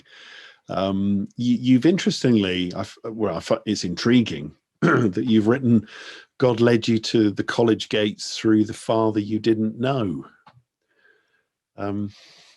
Could you unpack that a bit with us? What was the there again? I am increasingly critical of Christianity's kind of patriarchal obsession. Really, I think the Father, the Son, and the Holy Spirit is all very well and good, but what do we do with the mother and the daughter? Which, for me, I think is a question that all Christians need to grapple with from this point forward. But again, as growing up without a father, there was, or increasingly I became reconciled to divine male energy. And I had to, in terms of my own spiritual journey, I had to reconcile that. And I think probably going to theological college was part of that process. I went to an evangelical college. I'm not an evangelical Christian. And I'm very grateful to all that I learned there and all that was given there. Really, that was a wonderful, rich time. Not sure I've answered your question. Yeah. No, so you're what, about 25 years old? Is that I think right? I was in my early 30s. I think. Oh, your early 30s. Okay. So you're married, got some kids at this point, have you? One daughter, yeah. One daughter, and you go. I mean, it's a lovely contrast already between your public school experience and then this place that obviously opened up learning to you, from what you said earlier. It did. It really opened up learning, and I'd never thought that it was possible. That I could become incredibly interested in doctrine, in eschatology, all of these things I had no previous idea of. And suddenly it did I'm very grateful to the fact that it really opened up learning to me, and I started reading avidly, and I began to understand what that was all about and how important it is to develop the mind as well as the soul and the body. I've been to Ridley a few times, got friends who've been students there, and on staff there. Beautiful. Yes, beautiful location, and can imagine it. So You wrote a book about theological college called Bed of Nails, which implies a painful testing experience. So when I'm picturing Ridley and trying to conceive of it as a bed of nails, obviously I wasn't a student there. So what's that about, Peter? You wrote that. Well, I was writing a diary because I was trying to balance all the essays I was writing. I was trying to balance that process with actually what was really going on and what I was really dealing with. And I had no ambition for it to be a book. And then I can't remember, I somehow was somewhere, and then I met the publishing editor from what was Lion Publishing, and we were having a conversation, and I said I was doing this, I was writing a diary. And he said, well, could you send me a few extracts? And so I said, yes, okay. And then he said, look, this is going to make a wonderful book. So that's really how it happened. I didn't set out with the intention to write a book. I'm not sure I'm that popular with anyone in Ridley Hall for having had that book published. But in a sense, I'm not apologetic about that. It's simply with my experience, and I'm sure if anyone else had written it, it would be a completely different account. But that's the nature of subjectivity, and that's how it is. I'm not apologizing. I'm just saying that's how it is. Yeah, your experience. See, I didn't become a Christian until I was 17, and I went to London School of Theology when I was 19, and I must admit, my theological education pretty much passed me by. I mean, I was working at work a lot, which was a distraction, and I fell in love, and I was very actively involved in the church that I was in. And it's funny with hindsight, I think it was, for me, I was a bit young to appreciate the education. And there was also that, again, my tradition that I came into, an evangelical one, it was sort of like, well, we know what we know, and now there's just lots of things to, I never, there was the opportunity for me to discover real thinking, but I didn't, because it was too easy to default to just learning facts about the Christian faith, getting it done so I appreciate that other people had a very different experience to me, but that's the one that I made of mine. I want to read something, if I may, from Bed of Nails. It's sure. A acting quote, page 176. How terrifying. After 2 years here, he appeared as another academic minstrel, plucking at the strings of his intellect. They each have their own tunes they would like us to learn, books they would like us to buy. Very few of them have actively done anything other than think. Their theories litter our consciousness, their words polluting the silence, screaming to be heard in the ceaseless struggle to be courted and quoted. Christ did not only say, he did. There was action. He scared the living shit out of the complacent, the self-righteous, the arrogant, the apathetic, all of those too lazy to go the extra mile. That's all of us now. So coming here today with that quote, I'm like, yeah, I can imagine some people's appreciation of your biography might be less, but it was beautifully written, and it speaks to the issue that I think you try to raise in that biography, your autobiography, that priests then were being educated too much in their mind and heart and not enough in their imagination. Was that the case then, and how do you think things are now? I think that was very much the case then, although, you see, I hadn't had any education, so any education to me was a kind of bonus. But it was definitely, I think the Church, or the Church of England, Anglicanism, suffers greatly from the fact that it's kind of here. This is kind of what we're dealing with. There are more priests in the Church of England, there are more PhDs in the Church of England per capita than any other institution. And yet, where has it got us? Where is it actually taking us? To define faith purely in terms of academic knowledge, purely in terms of being able to quote from Ecclesiastes or Revelation or any part of the Bible. I will not go down that road anymore.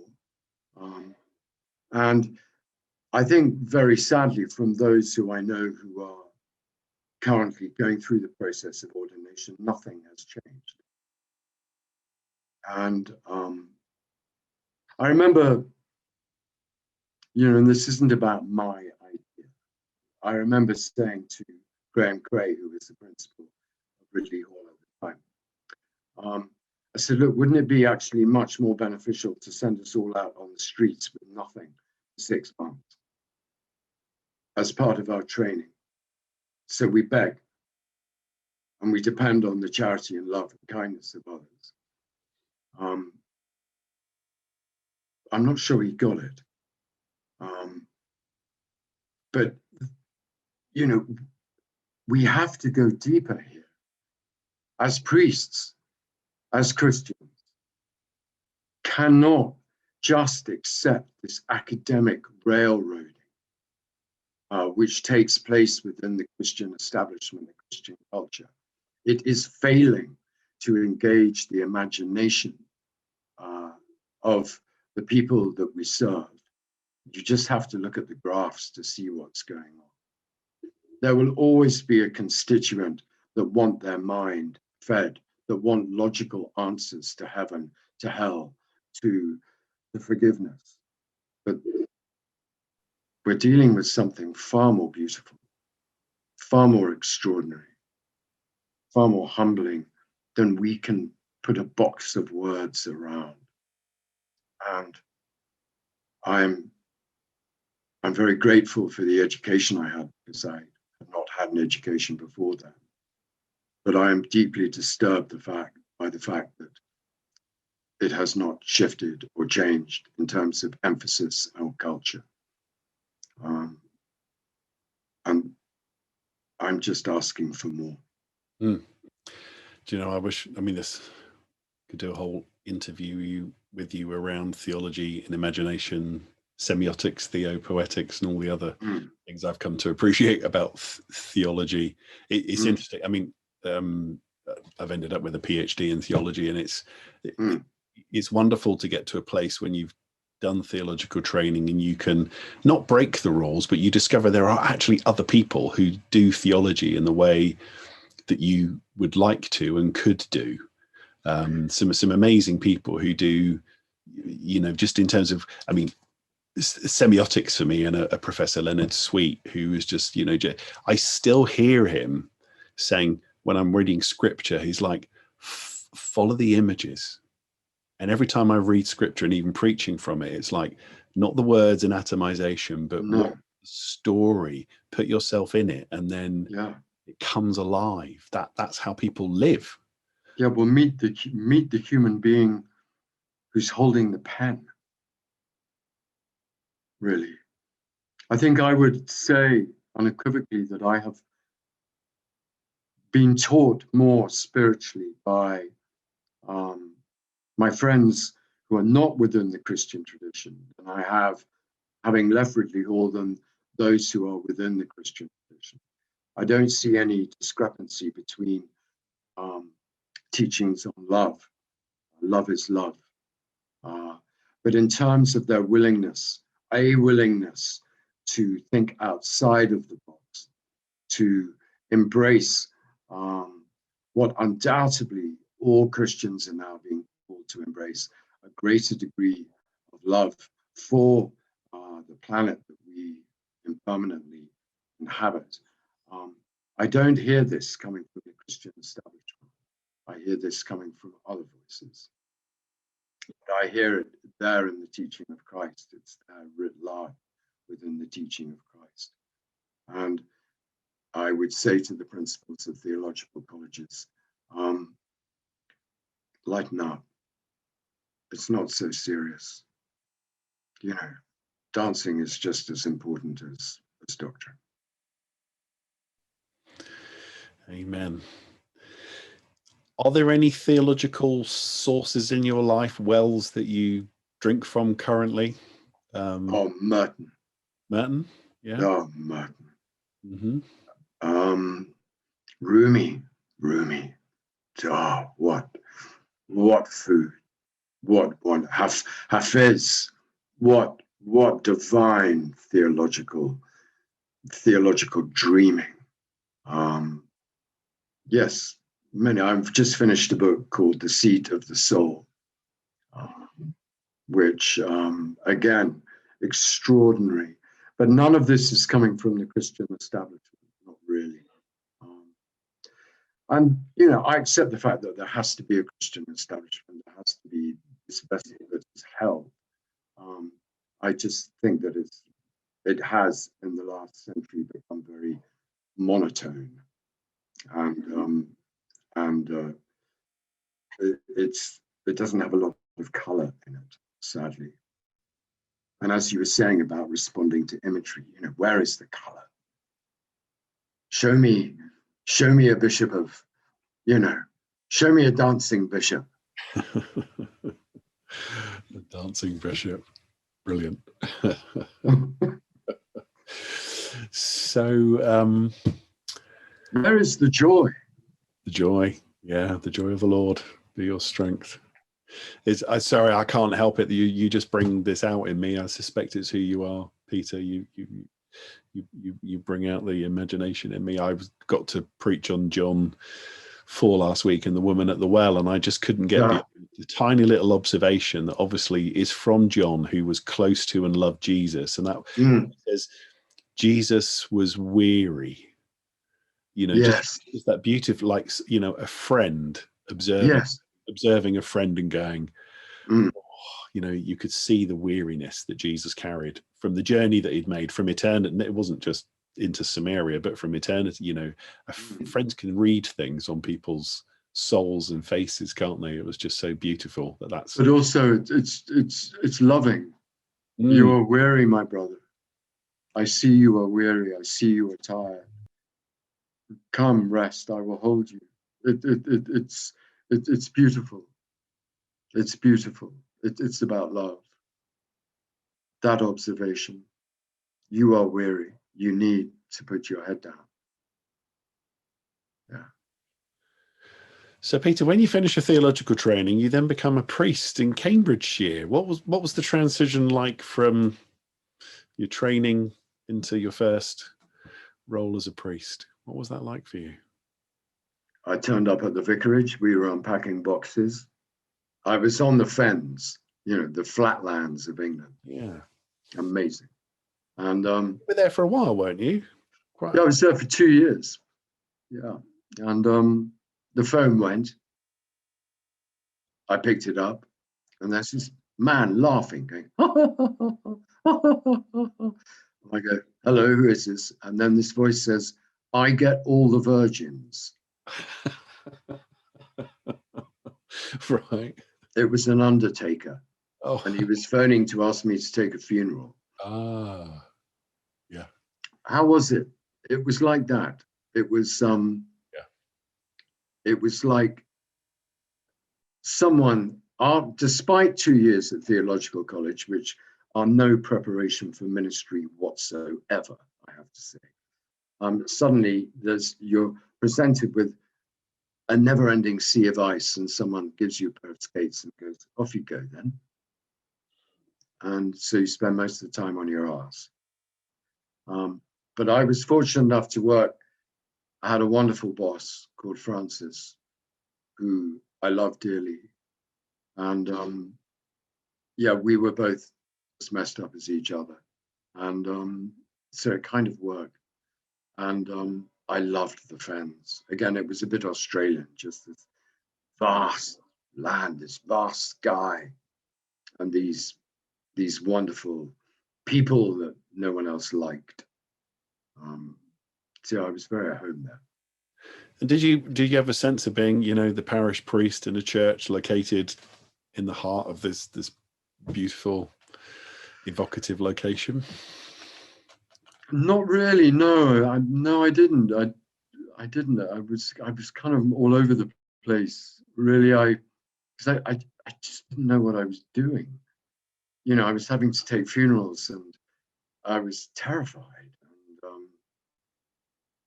and I hadn't had that grounding. I hadn't been let out, you know, at theological college. It was all here, you know, God, what's going on? And suddenly, you know, it involves your hands and your feet, and your soul and your heart, and you're having to function in a completely different way. And people are treating you very differently the moment you put a dog collar on. I don't wear them anymore because I find them so, you know, it's not that I'm not happy wearing them, it's what it does to everyone else that I don't like. And therefore you're coming to terms with this massive shift where you're being treated completely differently and you're expected to uphold A, B, and C. And none of that is really working, I'm afraid. So your undertaker laughing on the phone, I came across undertakers who, you know, nothing can prepare you for, you know, I found my wife and I planted a church, we've been to theological college, but, you know, doing the funeral of a child, or, you know, all those first funeral. And I remember how nervous I was. Yeah, it's tough. And I didn't know what to say to the undertaker. I mean, I'm there. And actually I started wearing a dog collar because I realized that the fastest way to get to someone in the hospital was to put the uniform on, and no one, if you had a Bible and a dog collar, you could get anywhere in the hospital. Absolutely. But at this first funeral with an undertaker, and I remember thinking, what do I do? Where do I stand? What do I say? And I made the mistake of the first thing that came into my head. Yeah, they were very friendly. They're standing around. I said stupidly, "How's business?" And the immediate response was, "Dead." I realized, I said, "Have you said that before?" They went, "Many times." That whole world that you enter into, it was a rapid learning curve. That's for sure. So it was. I mean, what was wonderful about the Fens? I mean, there was a lot that was extraordinary. But the Fens, the agriculture on the Fens is kind of kept going by the travelling communities. Is it? I fell in with them, and did you? Yeah. Then I kind of landed, really. When you say fell in with them, what did that look like day to day? Well, with them, they didn't expect anything of me. They didn't expect me to be a priest. They just expected me to be me. And the fact that I was a priest, I was a Church of England minister, it didn't seem to faze them at all. You know, that was just kind of part of the mix. And therefore they taught me in a way to accept that part of me that I was struggling to accept. And I still struggle with it daily, but because it wasn't a big deal. And they were incredibly generous and very gracious about that. And if I was struggling, I would kind of go and knock on their door, and they'd say, "Come in," and you know, and that was it. You know, I was, the moment I walked through that door, I was a broken man like them, and I was much more comfortable in that. Now, quite early on, I think it was in your being a priest, you conducted a service for the Newbery Bypass protestors. How did that come about? I was working in London. When I was working in London in advertising, I volunteered to do work without pay for Greenpeace and Friends of the Earth. And I made friends with, and I'm still friends with, several of the people I met there. And then I had a call saying that there was a lot of trouble down in Newbury, and would I go and take a service for the protesters? Of course, I said yes. And And that's really how it happened. I had no idea that I was walking into this kind of storm. I remember the bishop's chaplain from, I don't know what diocese Newbery's in. Anyway, he called me and was shouting at me down the phone, telling me that I'd never get a job in that diocese if I carried on, if I took the service. And but yes, it was that was one of the few good things that I've probably done. And sounds like a gospel moment. I mean, and I don't mean that flippantly. This is about consecration. You know, if we're going to get theological, you know, all of that work. All we need is if every single bishop in this country, if every single Anglican bishop went round and consecrated all the endangered land, every single nature reserve, every single site of special scientific interest, every single forgotten valley and copse, every single wood, every single meadow, then they would be, in law, safe. That's all they have to do. Then all the argy-bargy is finished with and done with. And then no developer can go along and say, we're going to build here or we're going to do this. All that you need is the bishop to come and consecrate that land.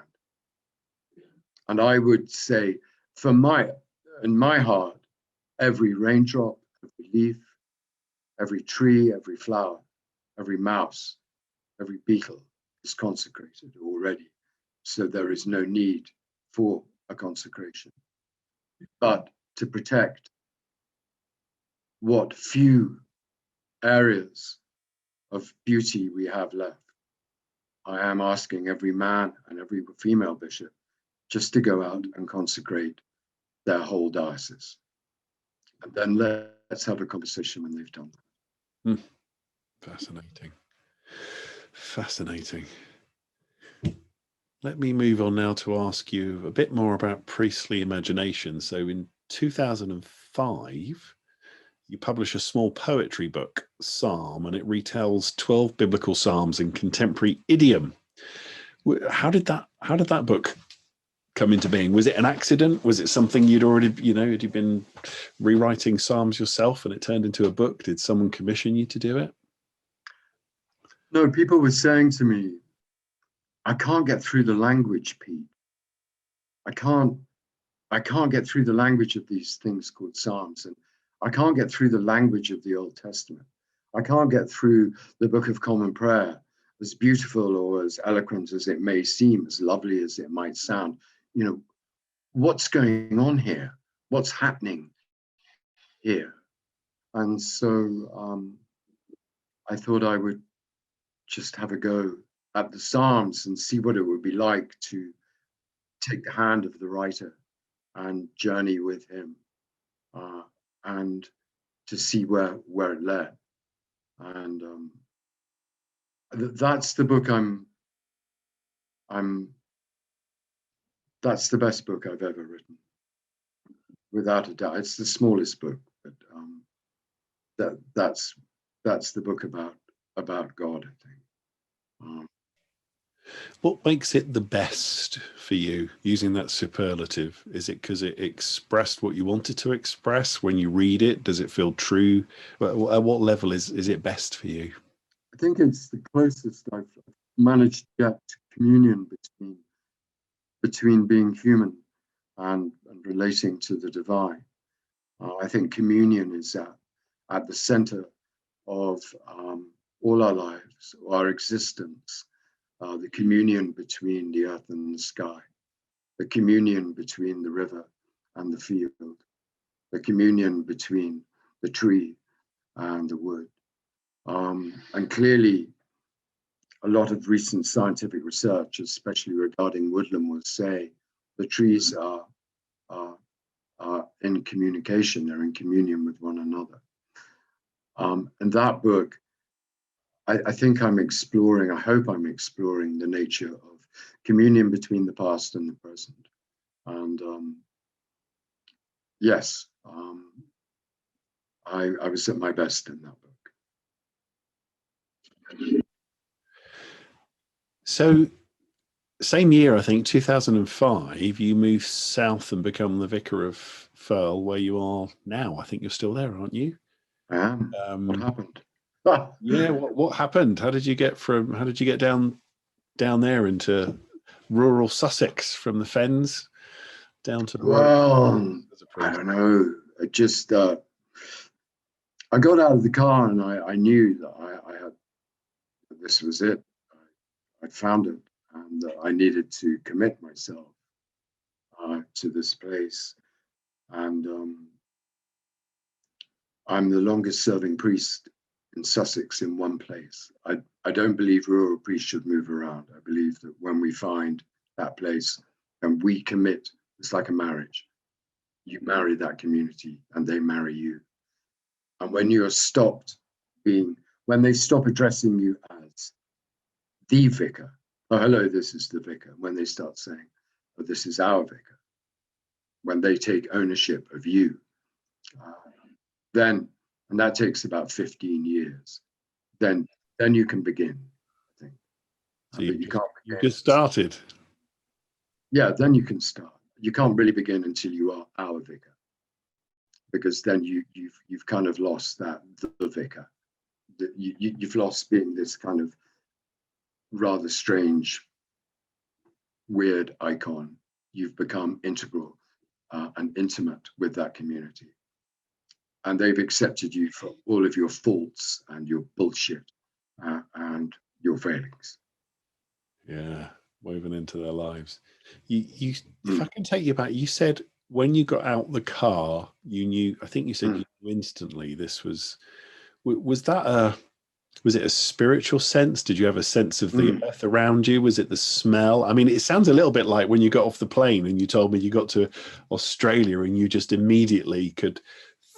I could just see how you describe this sense of connection. What was that like? Yeah, it was that. I mean, you know, some people who love London will describe to me in loving terms how much they love London, and I'm, you know, this is wonderful to hear. And people who love the glens of Scotland will say, they will describe the glens in terms of love. And the story you told, the wonderful story about the end of the book where the man commits his own body to the land that he loved and the land that loved him. Again, we're talking here about communion. And I kind of got out of the car and there were these incredible hills. And I only grew up 20 miles, 25 miles north of here, but I had no idea this land existed. And it just kind of, I breathed it in, and I knew that I had to be here. And I'm here. How much have you explored it? Oh God, I've hardly begun. It takes a life. It takes 80 years to understand how the water levels drop, what the grass looks like covered in dew. It understands to be invited. It takes 80 years to be invited into that arena, that presence, that wisdom. And so I've hardly begun. You think one of the aspects of modern life is most of us don't have those detailed mappings, do we, of a location? We scuttle back and forwards in our car and occasionally might wander around our neighborhood, but don't have that deep, decadal intimacy, do we, with where we live? Well, this is the job of the church now. Right. You know, if we're going to seriously address the reality of species extinction, of global warming, of the terrible decimation of the biology of the soil, then we're going to have to learn to love. We're going to have to embrace a new relationship or an ancient relationship with the natural world. It's there when Christ says, look at the wildflower. I tell you, not one of these these are dressed more finely than King Solomon in all his glory. He's not saying just look at the wildflower. He's saying look into the wildflower. Experience this communion. Take this teaching. Make this the beginning and end of your learning for today. And the job of the church now is to imagine, to reimagine what a relationship of love might look like between human being and the being of this planet. What a relationship of love might look like between human being and the being of the universe. Is our existence here, is the privilege of our existence here to be mediated by control and domination, or is it to be mediated by divine love?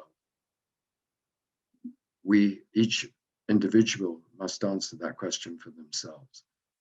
But I would put it to the Church of England that the job of the Church of England now is to imagine a relationship between humanity and the natural world based on love, communion, and respect, and to foster that relationship for our children and for their children.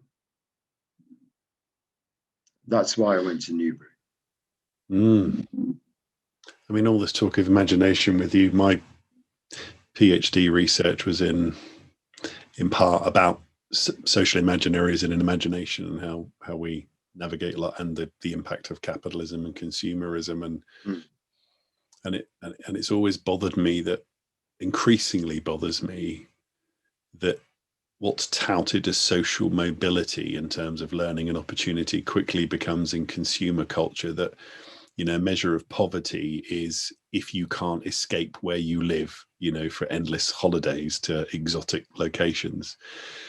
And actually maybe one of the richest things that we could do is discover the freedom and the fecundity of where we actually live, instead of this perpetual, you know, and again, my theological imagination for that is that we're supposed to find Eden where we are and stop trying to escape to it. It's right under our noses. That's what God wants us to do as the church, to bring Eden to exactly where we are, and it's there to discover as well. That's what you're exciting me about, listening to you, Peter, and evoking. It's beautiful. What you have said is beautiful. But we need to let go of this theology, and we need to go and lie on the earth, and we need to be poor, and we need to put our books down for a generation and learn from the land, learn from the seas, learn from the rivers. Now that's where we're being called to. And we certainly have the opportunity, if not an invitation at the minute, don't we? There are very few things available to us at the minute under the new lockdown, as of last night, other than the ability we can still, if we want to. Well, I think it opens up that possibility. What can I put down?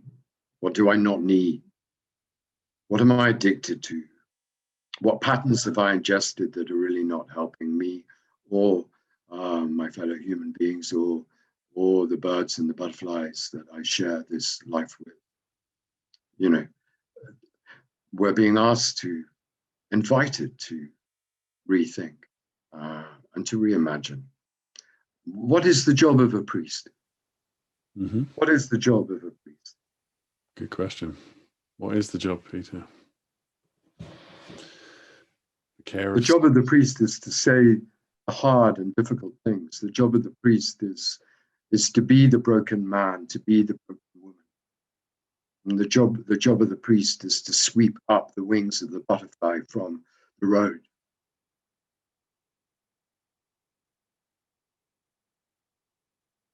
It is not to marry, to bury, and to baptize. It is to baptize the butterfly as much as it is to baptize the baby. Mm. Gosh, Peter, how do I? Yeah, I'll try to move on. 2008, the BBC TV series Extreme Pilgrim. Can you tell us about that? How did you become involved in this? What inspired it, and what did you end up doing for this TV series? I was invited to spend some time with some Shaolin monks in China, and some time with some wandering sadhus in India, and a time alone in what they termed a cave in the Sinai desert. And what an incredible privilege to be given. And yes, I have less and less words for those experiences, other than the sadhus in India taught me how to laugh. My God, they just, oh God, my face would ache at the end of the day from laughing. We just, I mean, what you don't see on camera is just the three of us rolling around on the road laughing. And the Shaolin monks taught me, the beauty of rigorous discipline, and really, and how important to a spiritual existence discipline is. I don't feel like getting up at 4 o'clock in the morning. I don't feel like meditating. I don't feel like praying. I don't feel like doing any of it, but I am committed to doing it. And the cave taught me that I am no greater than a grain of dust, no more important than a sparrow. It was, completely leveling. And it's the one I go back to. We're getting near the end here, Peter, but this is the one I want to unpack a bit with you. So in the episode Ascetic Christianity, you copy the life of St. Anthony the Great, a 3rd century desert monk, and you have this extreme 21-day desert vigil. Is that what you're talking about here, the culmination of that experience? You're already starting to relive it with us, what the cave taught you.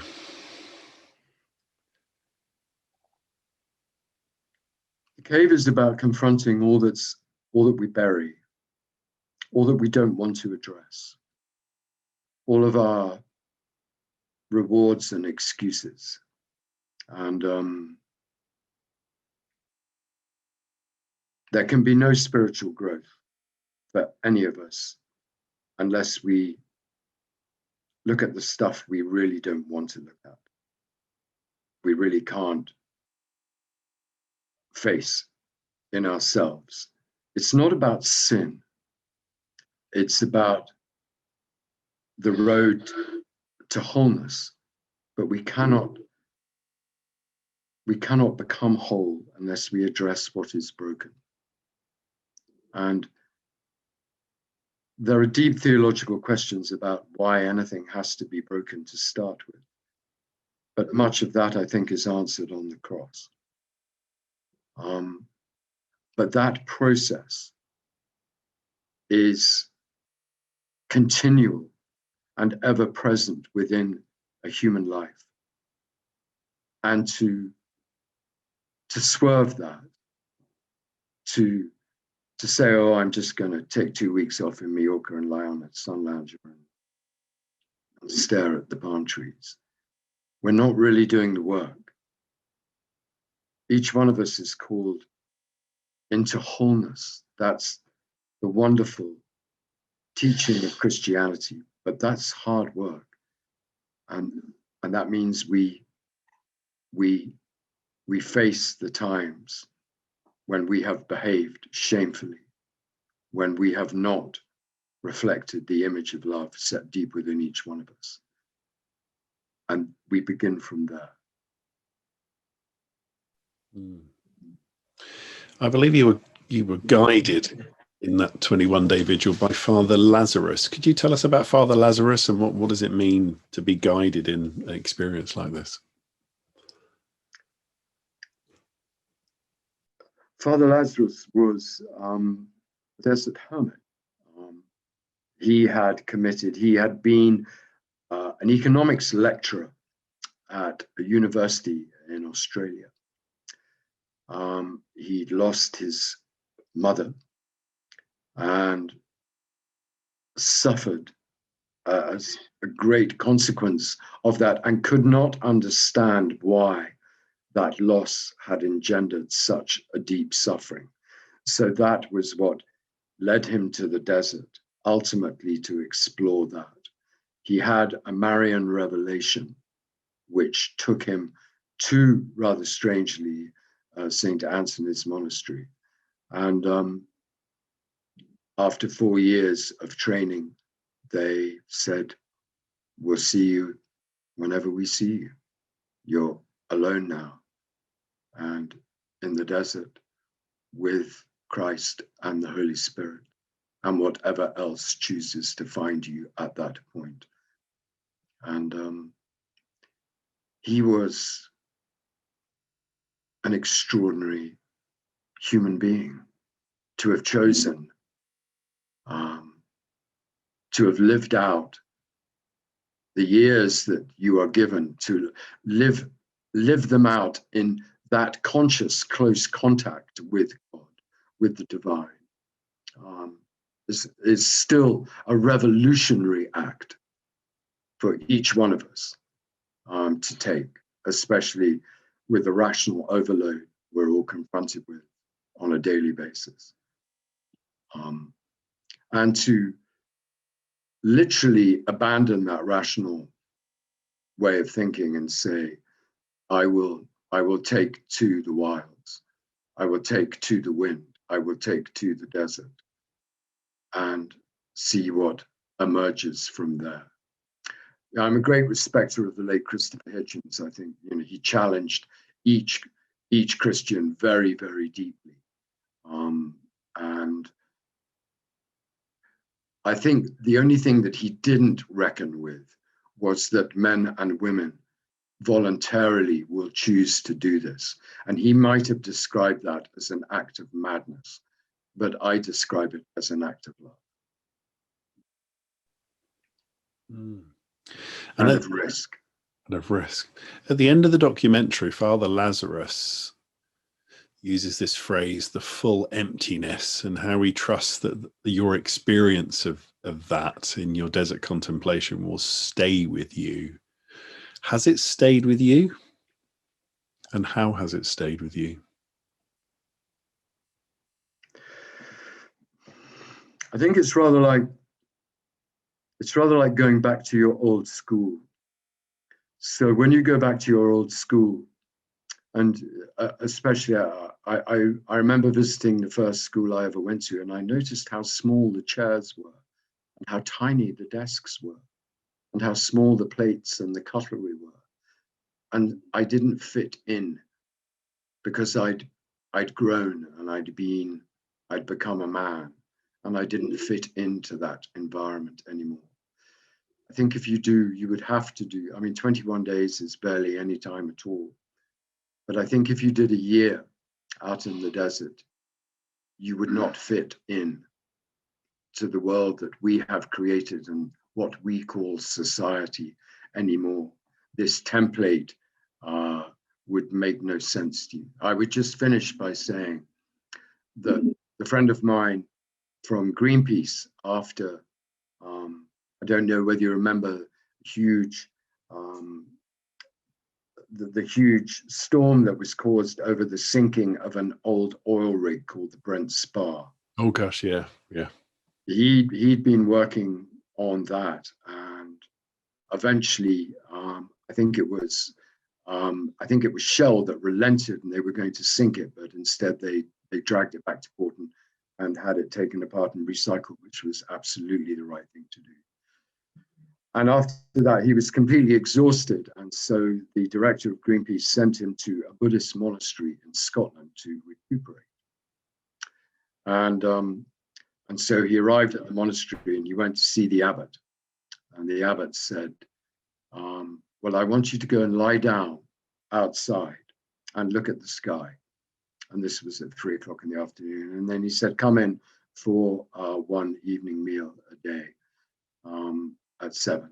And so he went back in and he ate his evening meal, and then he went to the abbot and said, well, that was very interesting. What's the plan for the rest of the month? And the abbot said, you're doing that every day, all day. That's what you're doing. And so he did that for a month. And he said after 2 weeks, he thought he was going mad. And then slowly, he began to get it. And then he said the most terrifying thing was actually leaving the monastery and turning up at a petrol station to fill his car, because he said it was like walking into a lunatic asylum. And yet we don't see it, because it's what we've called progress. It's progress that is decimating this beautiful planet. And after a month of looking at the sky, he could see it. He saw it.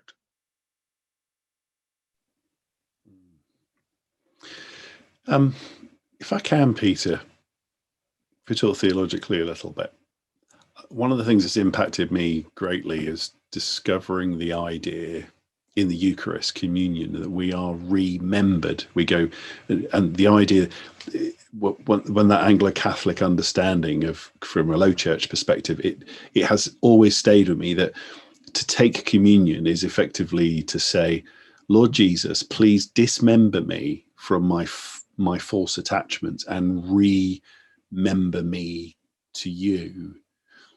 And I am aware in my own spirituality and my own ascetics and faith that all the things that want to be joined to me, and especially in consumer lifestyles, the things that attach themselves, and there's this constant requirement and benefit of an ascetic of finding a place and space to be remembered to Christ.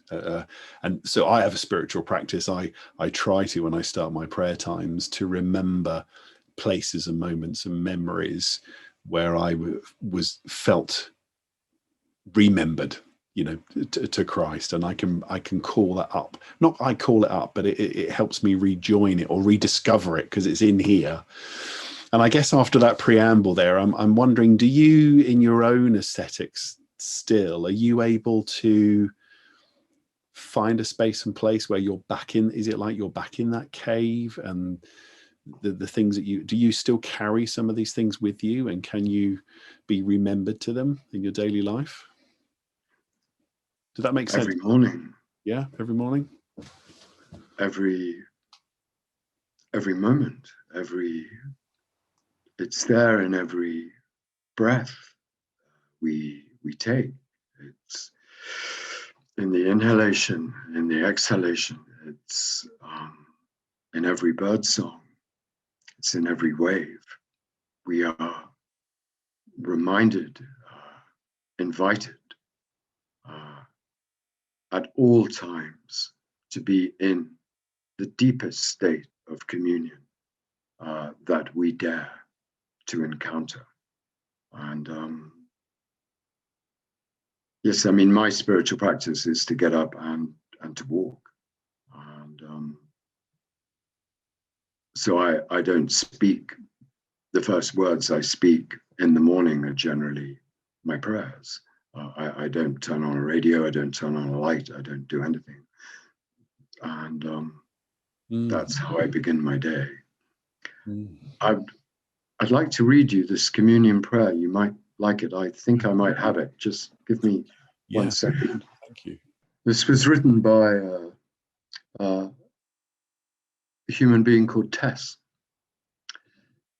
And now let us place ourselves in the divine rhythm of life, death, and new life as we come to this table. For Christ was born in the milk and moon of earth, pushed from the dark, soupy waters into a wall-less world. We saw him with our own eyes, touched him with our hands.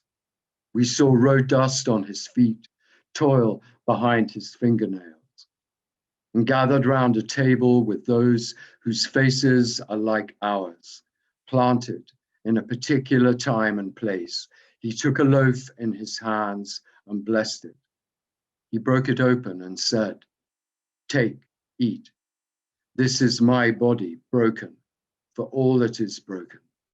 Share it to remember me."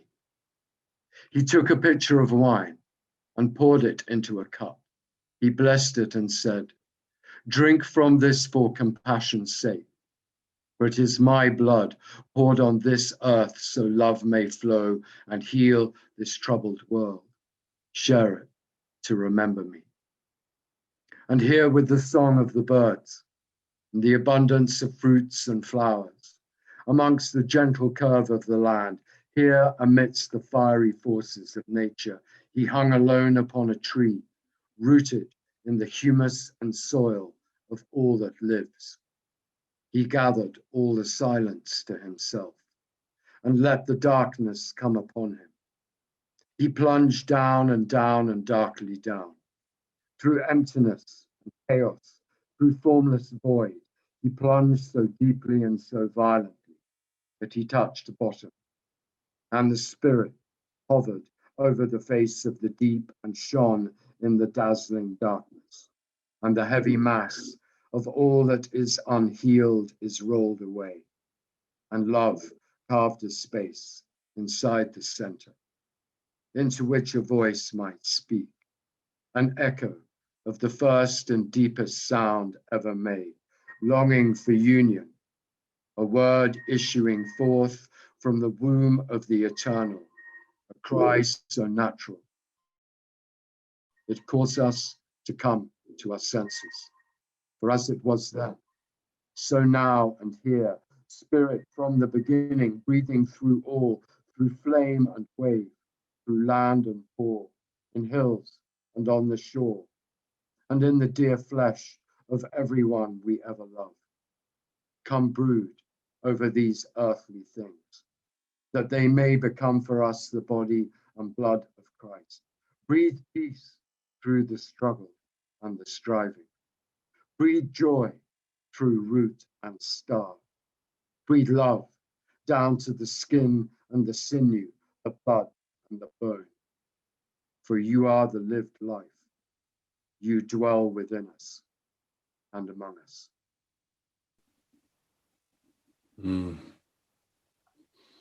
Thank you.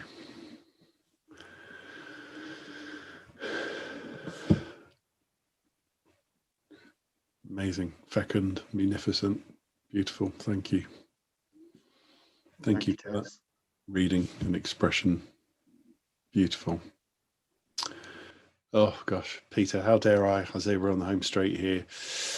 I need to move on to Letters from an Extreme Pilgrim, which is a remarkable series written to your ex-wife Jack's children, friends, St. Anthony, Father Lazarus, God, Jesus, Satan, and even the Prime Minister.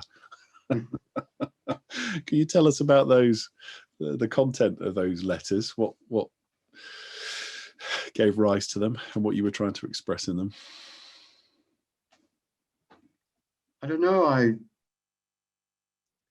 I had this time in this cave, and so I just thought I'd write a letter every day, and that's what I did. I wrote a letter every day, and they just poured out of the pen, and yes, that's really as much as I can say. Although I realized at the end that we are not. The great cry of our age is one of loneliness, is one of separation. And the great promise of the future is perhaps that we accept and are reconciled to and can celebrate that we are interdependent beings. I cannot function as a human being without the support of billions of enzymes and bacteria within my system, on my elbow, in my hair, in my saliva. Human beings cannot exist without the support of myriad amounts of other life forms. And I think the same is true of each human life. I am not this separate individual called Peter Owen Jones. I am the combination of all who have loved me, all who have berated me, all who have admonished me, all who have held me. I am them and they are me. And it is, if we are to move forward, we are hopefully to let go of this terrible, lonely place that we've ended up in, and to embrace the reality of communion at its deepest. We can call this interdependence. I call it communion. The reality of communion, which is there underpinning all existence, all breath, all life. And so at the end of the letters book, I realized that everyone I'd written to had affected me greatly and deeply, and that I was a part of them and they are a part of me, and I'm not this separated life form. I am co-joined in communion at every single point. Each breath is a communion, an act of communion. Thank you. Now, in 2008, directly after the financial crash, you then made your documentary, How to Live a Simple Life. And as I understand it, you follow the philosophy of Saint Francis in turning your back on consumerism and instead set yourself to rely on the goodwill and the cooperation of your parishioners, even with a sort of, a barter system. So what effect has this had on your parishioners? I mean, you've been there 15 years and you've invested yourself in this community. What's the, I don't even know how to ask you, I'm not asking you the effectiveness of it. What's the impact? How's it manifesting itself? Well, again, I ask what it is to be a priest. Are we to, I'm a house for duty priest, but essentially it's just a kind of posh way of saying I don't get paid, really. And, that to me seems hopeful, that we do not live, as a priest, we do not live our lives around the notion of material wealth and money.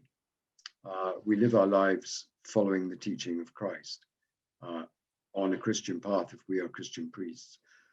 And that, he said time and time again, embrace poverty, that this is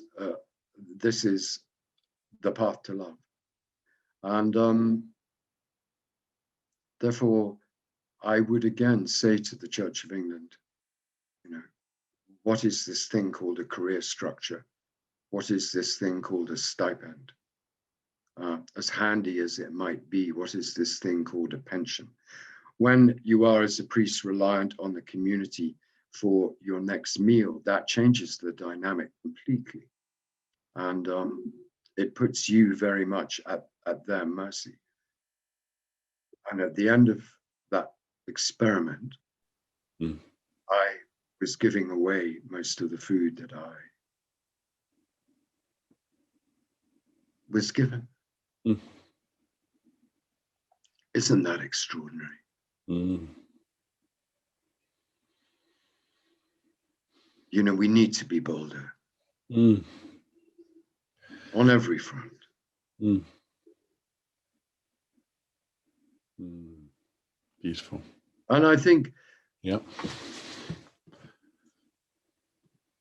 are we not as parish priests at their mercy, at the mercy of the communities we serve? We should be, should we not? Mm.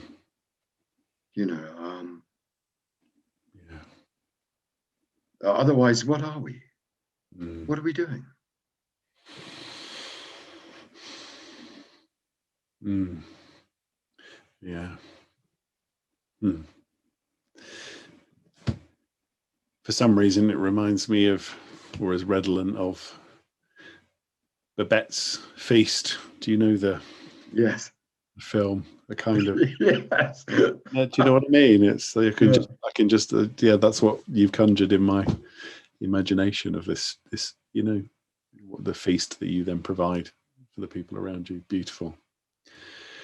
I mean, Peter, you've touched on in the interview different spiritual practices, ascetics, and other things. Do you think there's anything else that we can use to tame or redirect this consumerism that takes hold of us day to day? Yeah, it takes hold of me. Yeah, exactly. Yeah.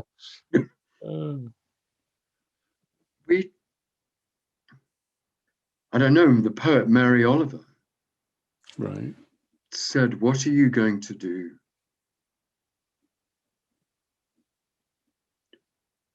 with this one precious life? Mm-hmm. You know, I Mm. you know, Mm. that to me is Mm. I need to answer that in the light of the teaching of Christ. Mm. What am I doing with this one precious life? Mm. What are we all doing with it? I have a feeling that the best is really yet to come, that we've barely touched on how beautiful we can be. And I think it's much more terrifying to be beautiful than it is to be ugly. Mm. And so it is my great hope that we will enter a state of humility, accept the nature of the reality of interdependence and the divine reality of communion.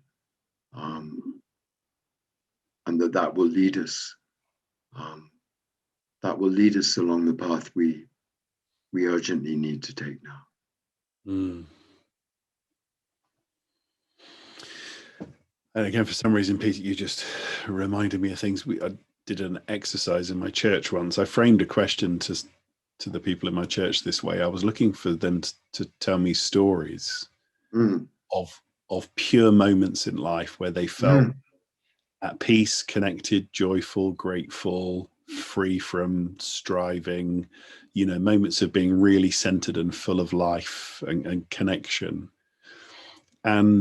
And then a whole bunch of them told, I collected these anecdotes and got people to tell them. And they were all literally moments like walking down the stairs, holding my baby, looking into its face, touching my back of my father's hand and remembering how I'd done that for 50 years. It was a smell of a loved one. It was standing in the garden at sunrise, or, none of them, not one of them was, when I spent thousands of pounds on a first class ticket to a holiday in the Maldives. Do you know what I mean? All these actual life-giving moments were all under our noses and readily available to us. And I literally could only post the question, why do we live in such a way that we rarely seek those or access those? Why do we do this? It's one of my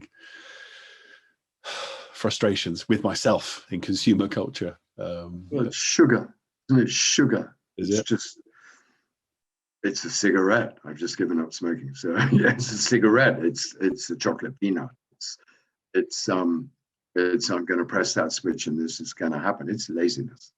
And it's lack of courage. I mean, my God, I'm completely guilty of that.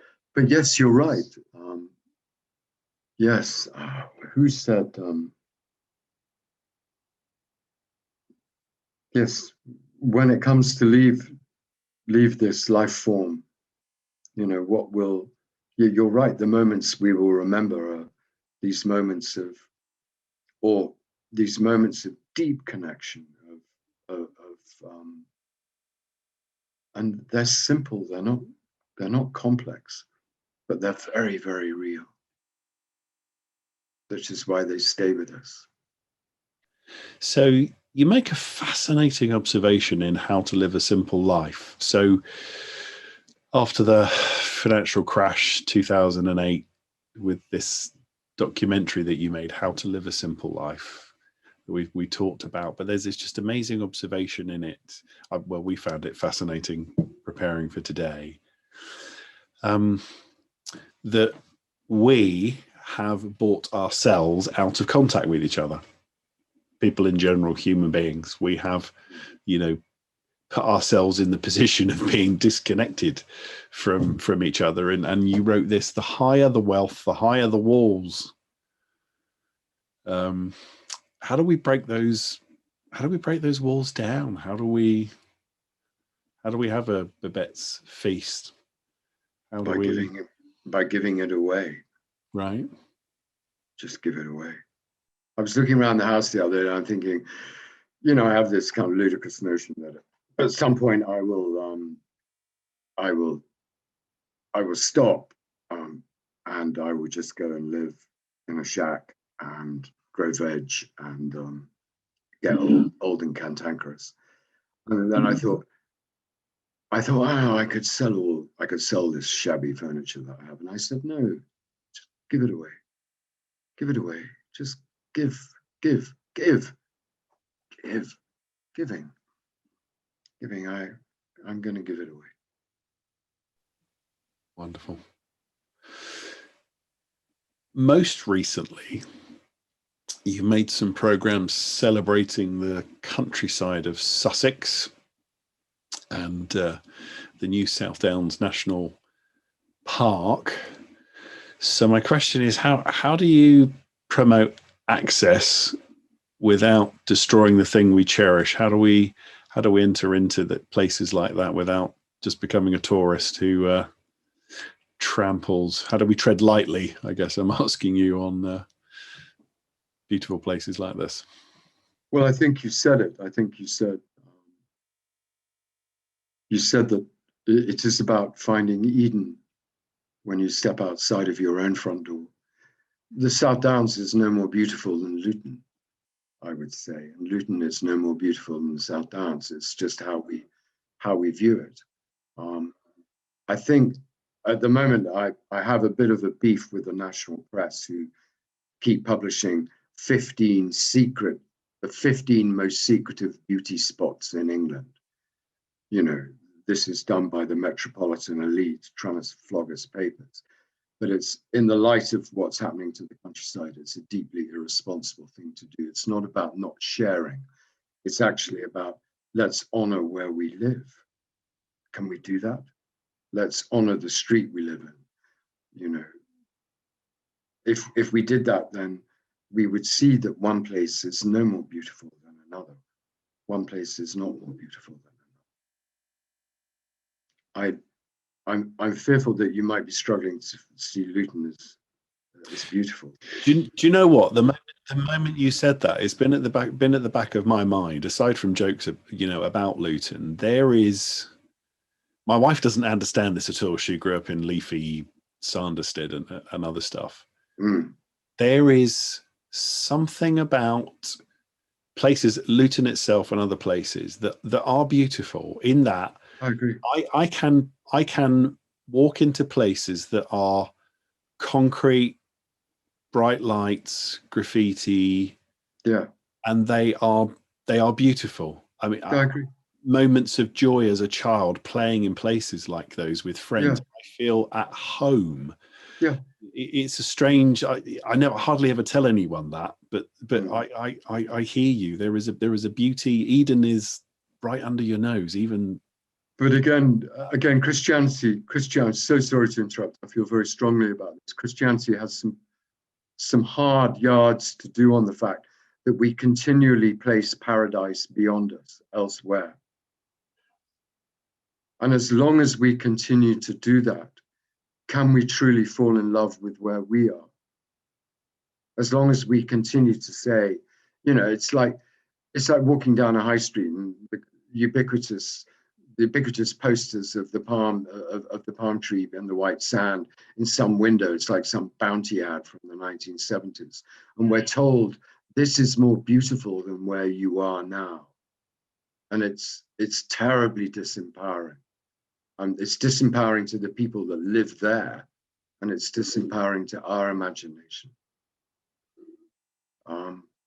So yes, let's embrace and honor where we are.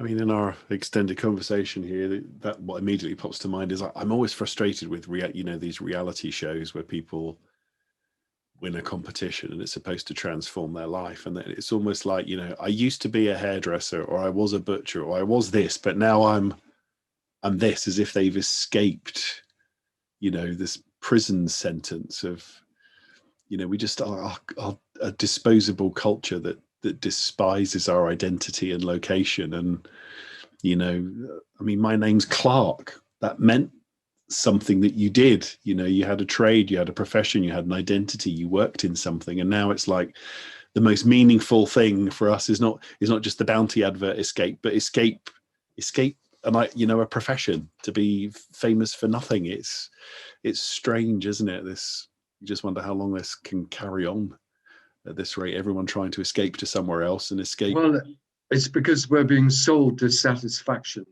It's where, consumer culture relies on us being dissatisfied all the time with what we have and where we are. And it's a tragedy, really.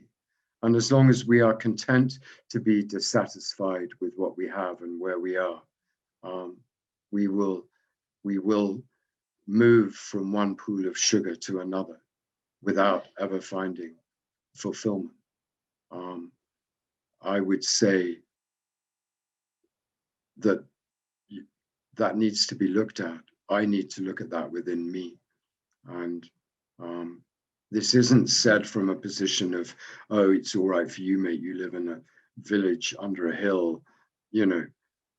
That's fine. It's where I've chosen to be. I've also not lived in places like this. And there is something of beauty, as you said, everywhere. It's a question of honoring what we have.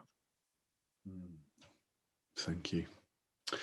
So my last question, Peter, what have you been working on recently? Is there anything? Writing, TV, anything we can? Yeah, I mean, we're kind of looking at this idea called the land less traveled. It goes back to our conversation. If I see another program about Devon and Cornwall, I think I'm going to go completely mad. It's as if no other county exists, and it shows such a terrible lack of imagination from all commissioning editors, just kind of backing what they think is going to be a winning horse. But I'm fed up to the back teeth with it. There are a small little group of us who are putting together a program idea where we go into the unfashionable places. We go to the Thames Estuary, we go up to the Fens, and we explore, and we take that journey. So we're looking at that. And I'm very slowly writing a book called Conversations with Nature, where the heron will speak to us of sadness, the oak will speak to us of sanctuary, the daisy will speak to us about receiving, and the salmon will speak to us of gratitude. So yeah, I am, and yes, that's what I'm doing. But I'm getting old now. I don't know, I was talking to a friend of mine, I think, when we get to our mid-60s, and I've got no idea how it happened, this kind of comes a natural point where I just really would just like to sit and pray and honor my children and my friendships. And I might be past the point of producing. I might have produced, and it might be time now to not take stock, but it might be time now for real communion. So that's quite challenging to think I have to give up all that has apparently made and supported me, that now I have to learn to be still and to sit with God. That's all that is required of me. Well, how challenging is that? Very challenging, and just a stunning place for us to finish. And so, thank you, Peter, for your extended time here. Thank you for your work and your impact in public life. Thank you for your role as a priest and the investment you made in the community there, from one type of priest to another. But for me personally, thank you for being present here and letting me have this conversation with you. It's something I will treasure for the rest of my life. It's been an honor to be with you. Thank you. Thank you. Thank you, Peter. I just want to say one more thing. Rowan Williams said something which has stayed with me. He said, "Why have we not imbued matter with divinity?" He came to the parish here and gave a talk for about 400 people. Oh, did he? And that was his big question. And I just thought that was, why have we not done that? Yeah. Well, may you be blessed I'll leave it in that endeavour, as it sounds like you're attempting to do that for us. And thank you. So thank you, Peter. Thank you for this time. Thank you. Thank you, Jason. Thank you. Bye.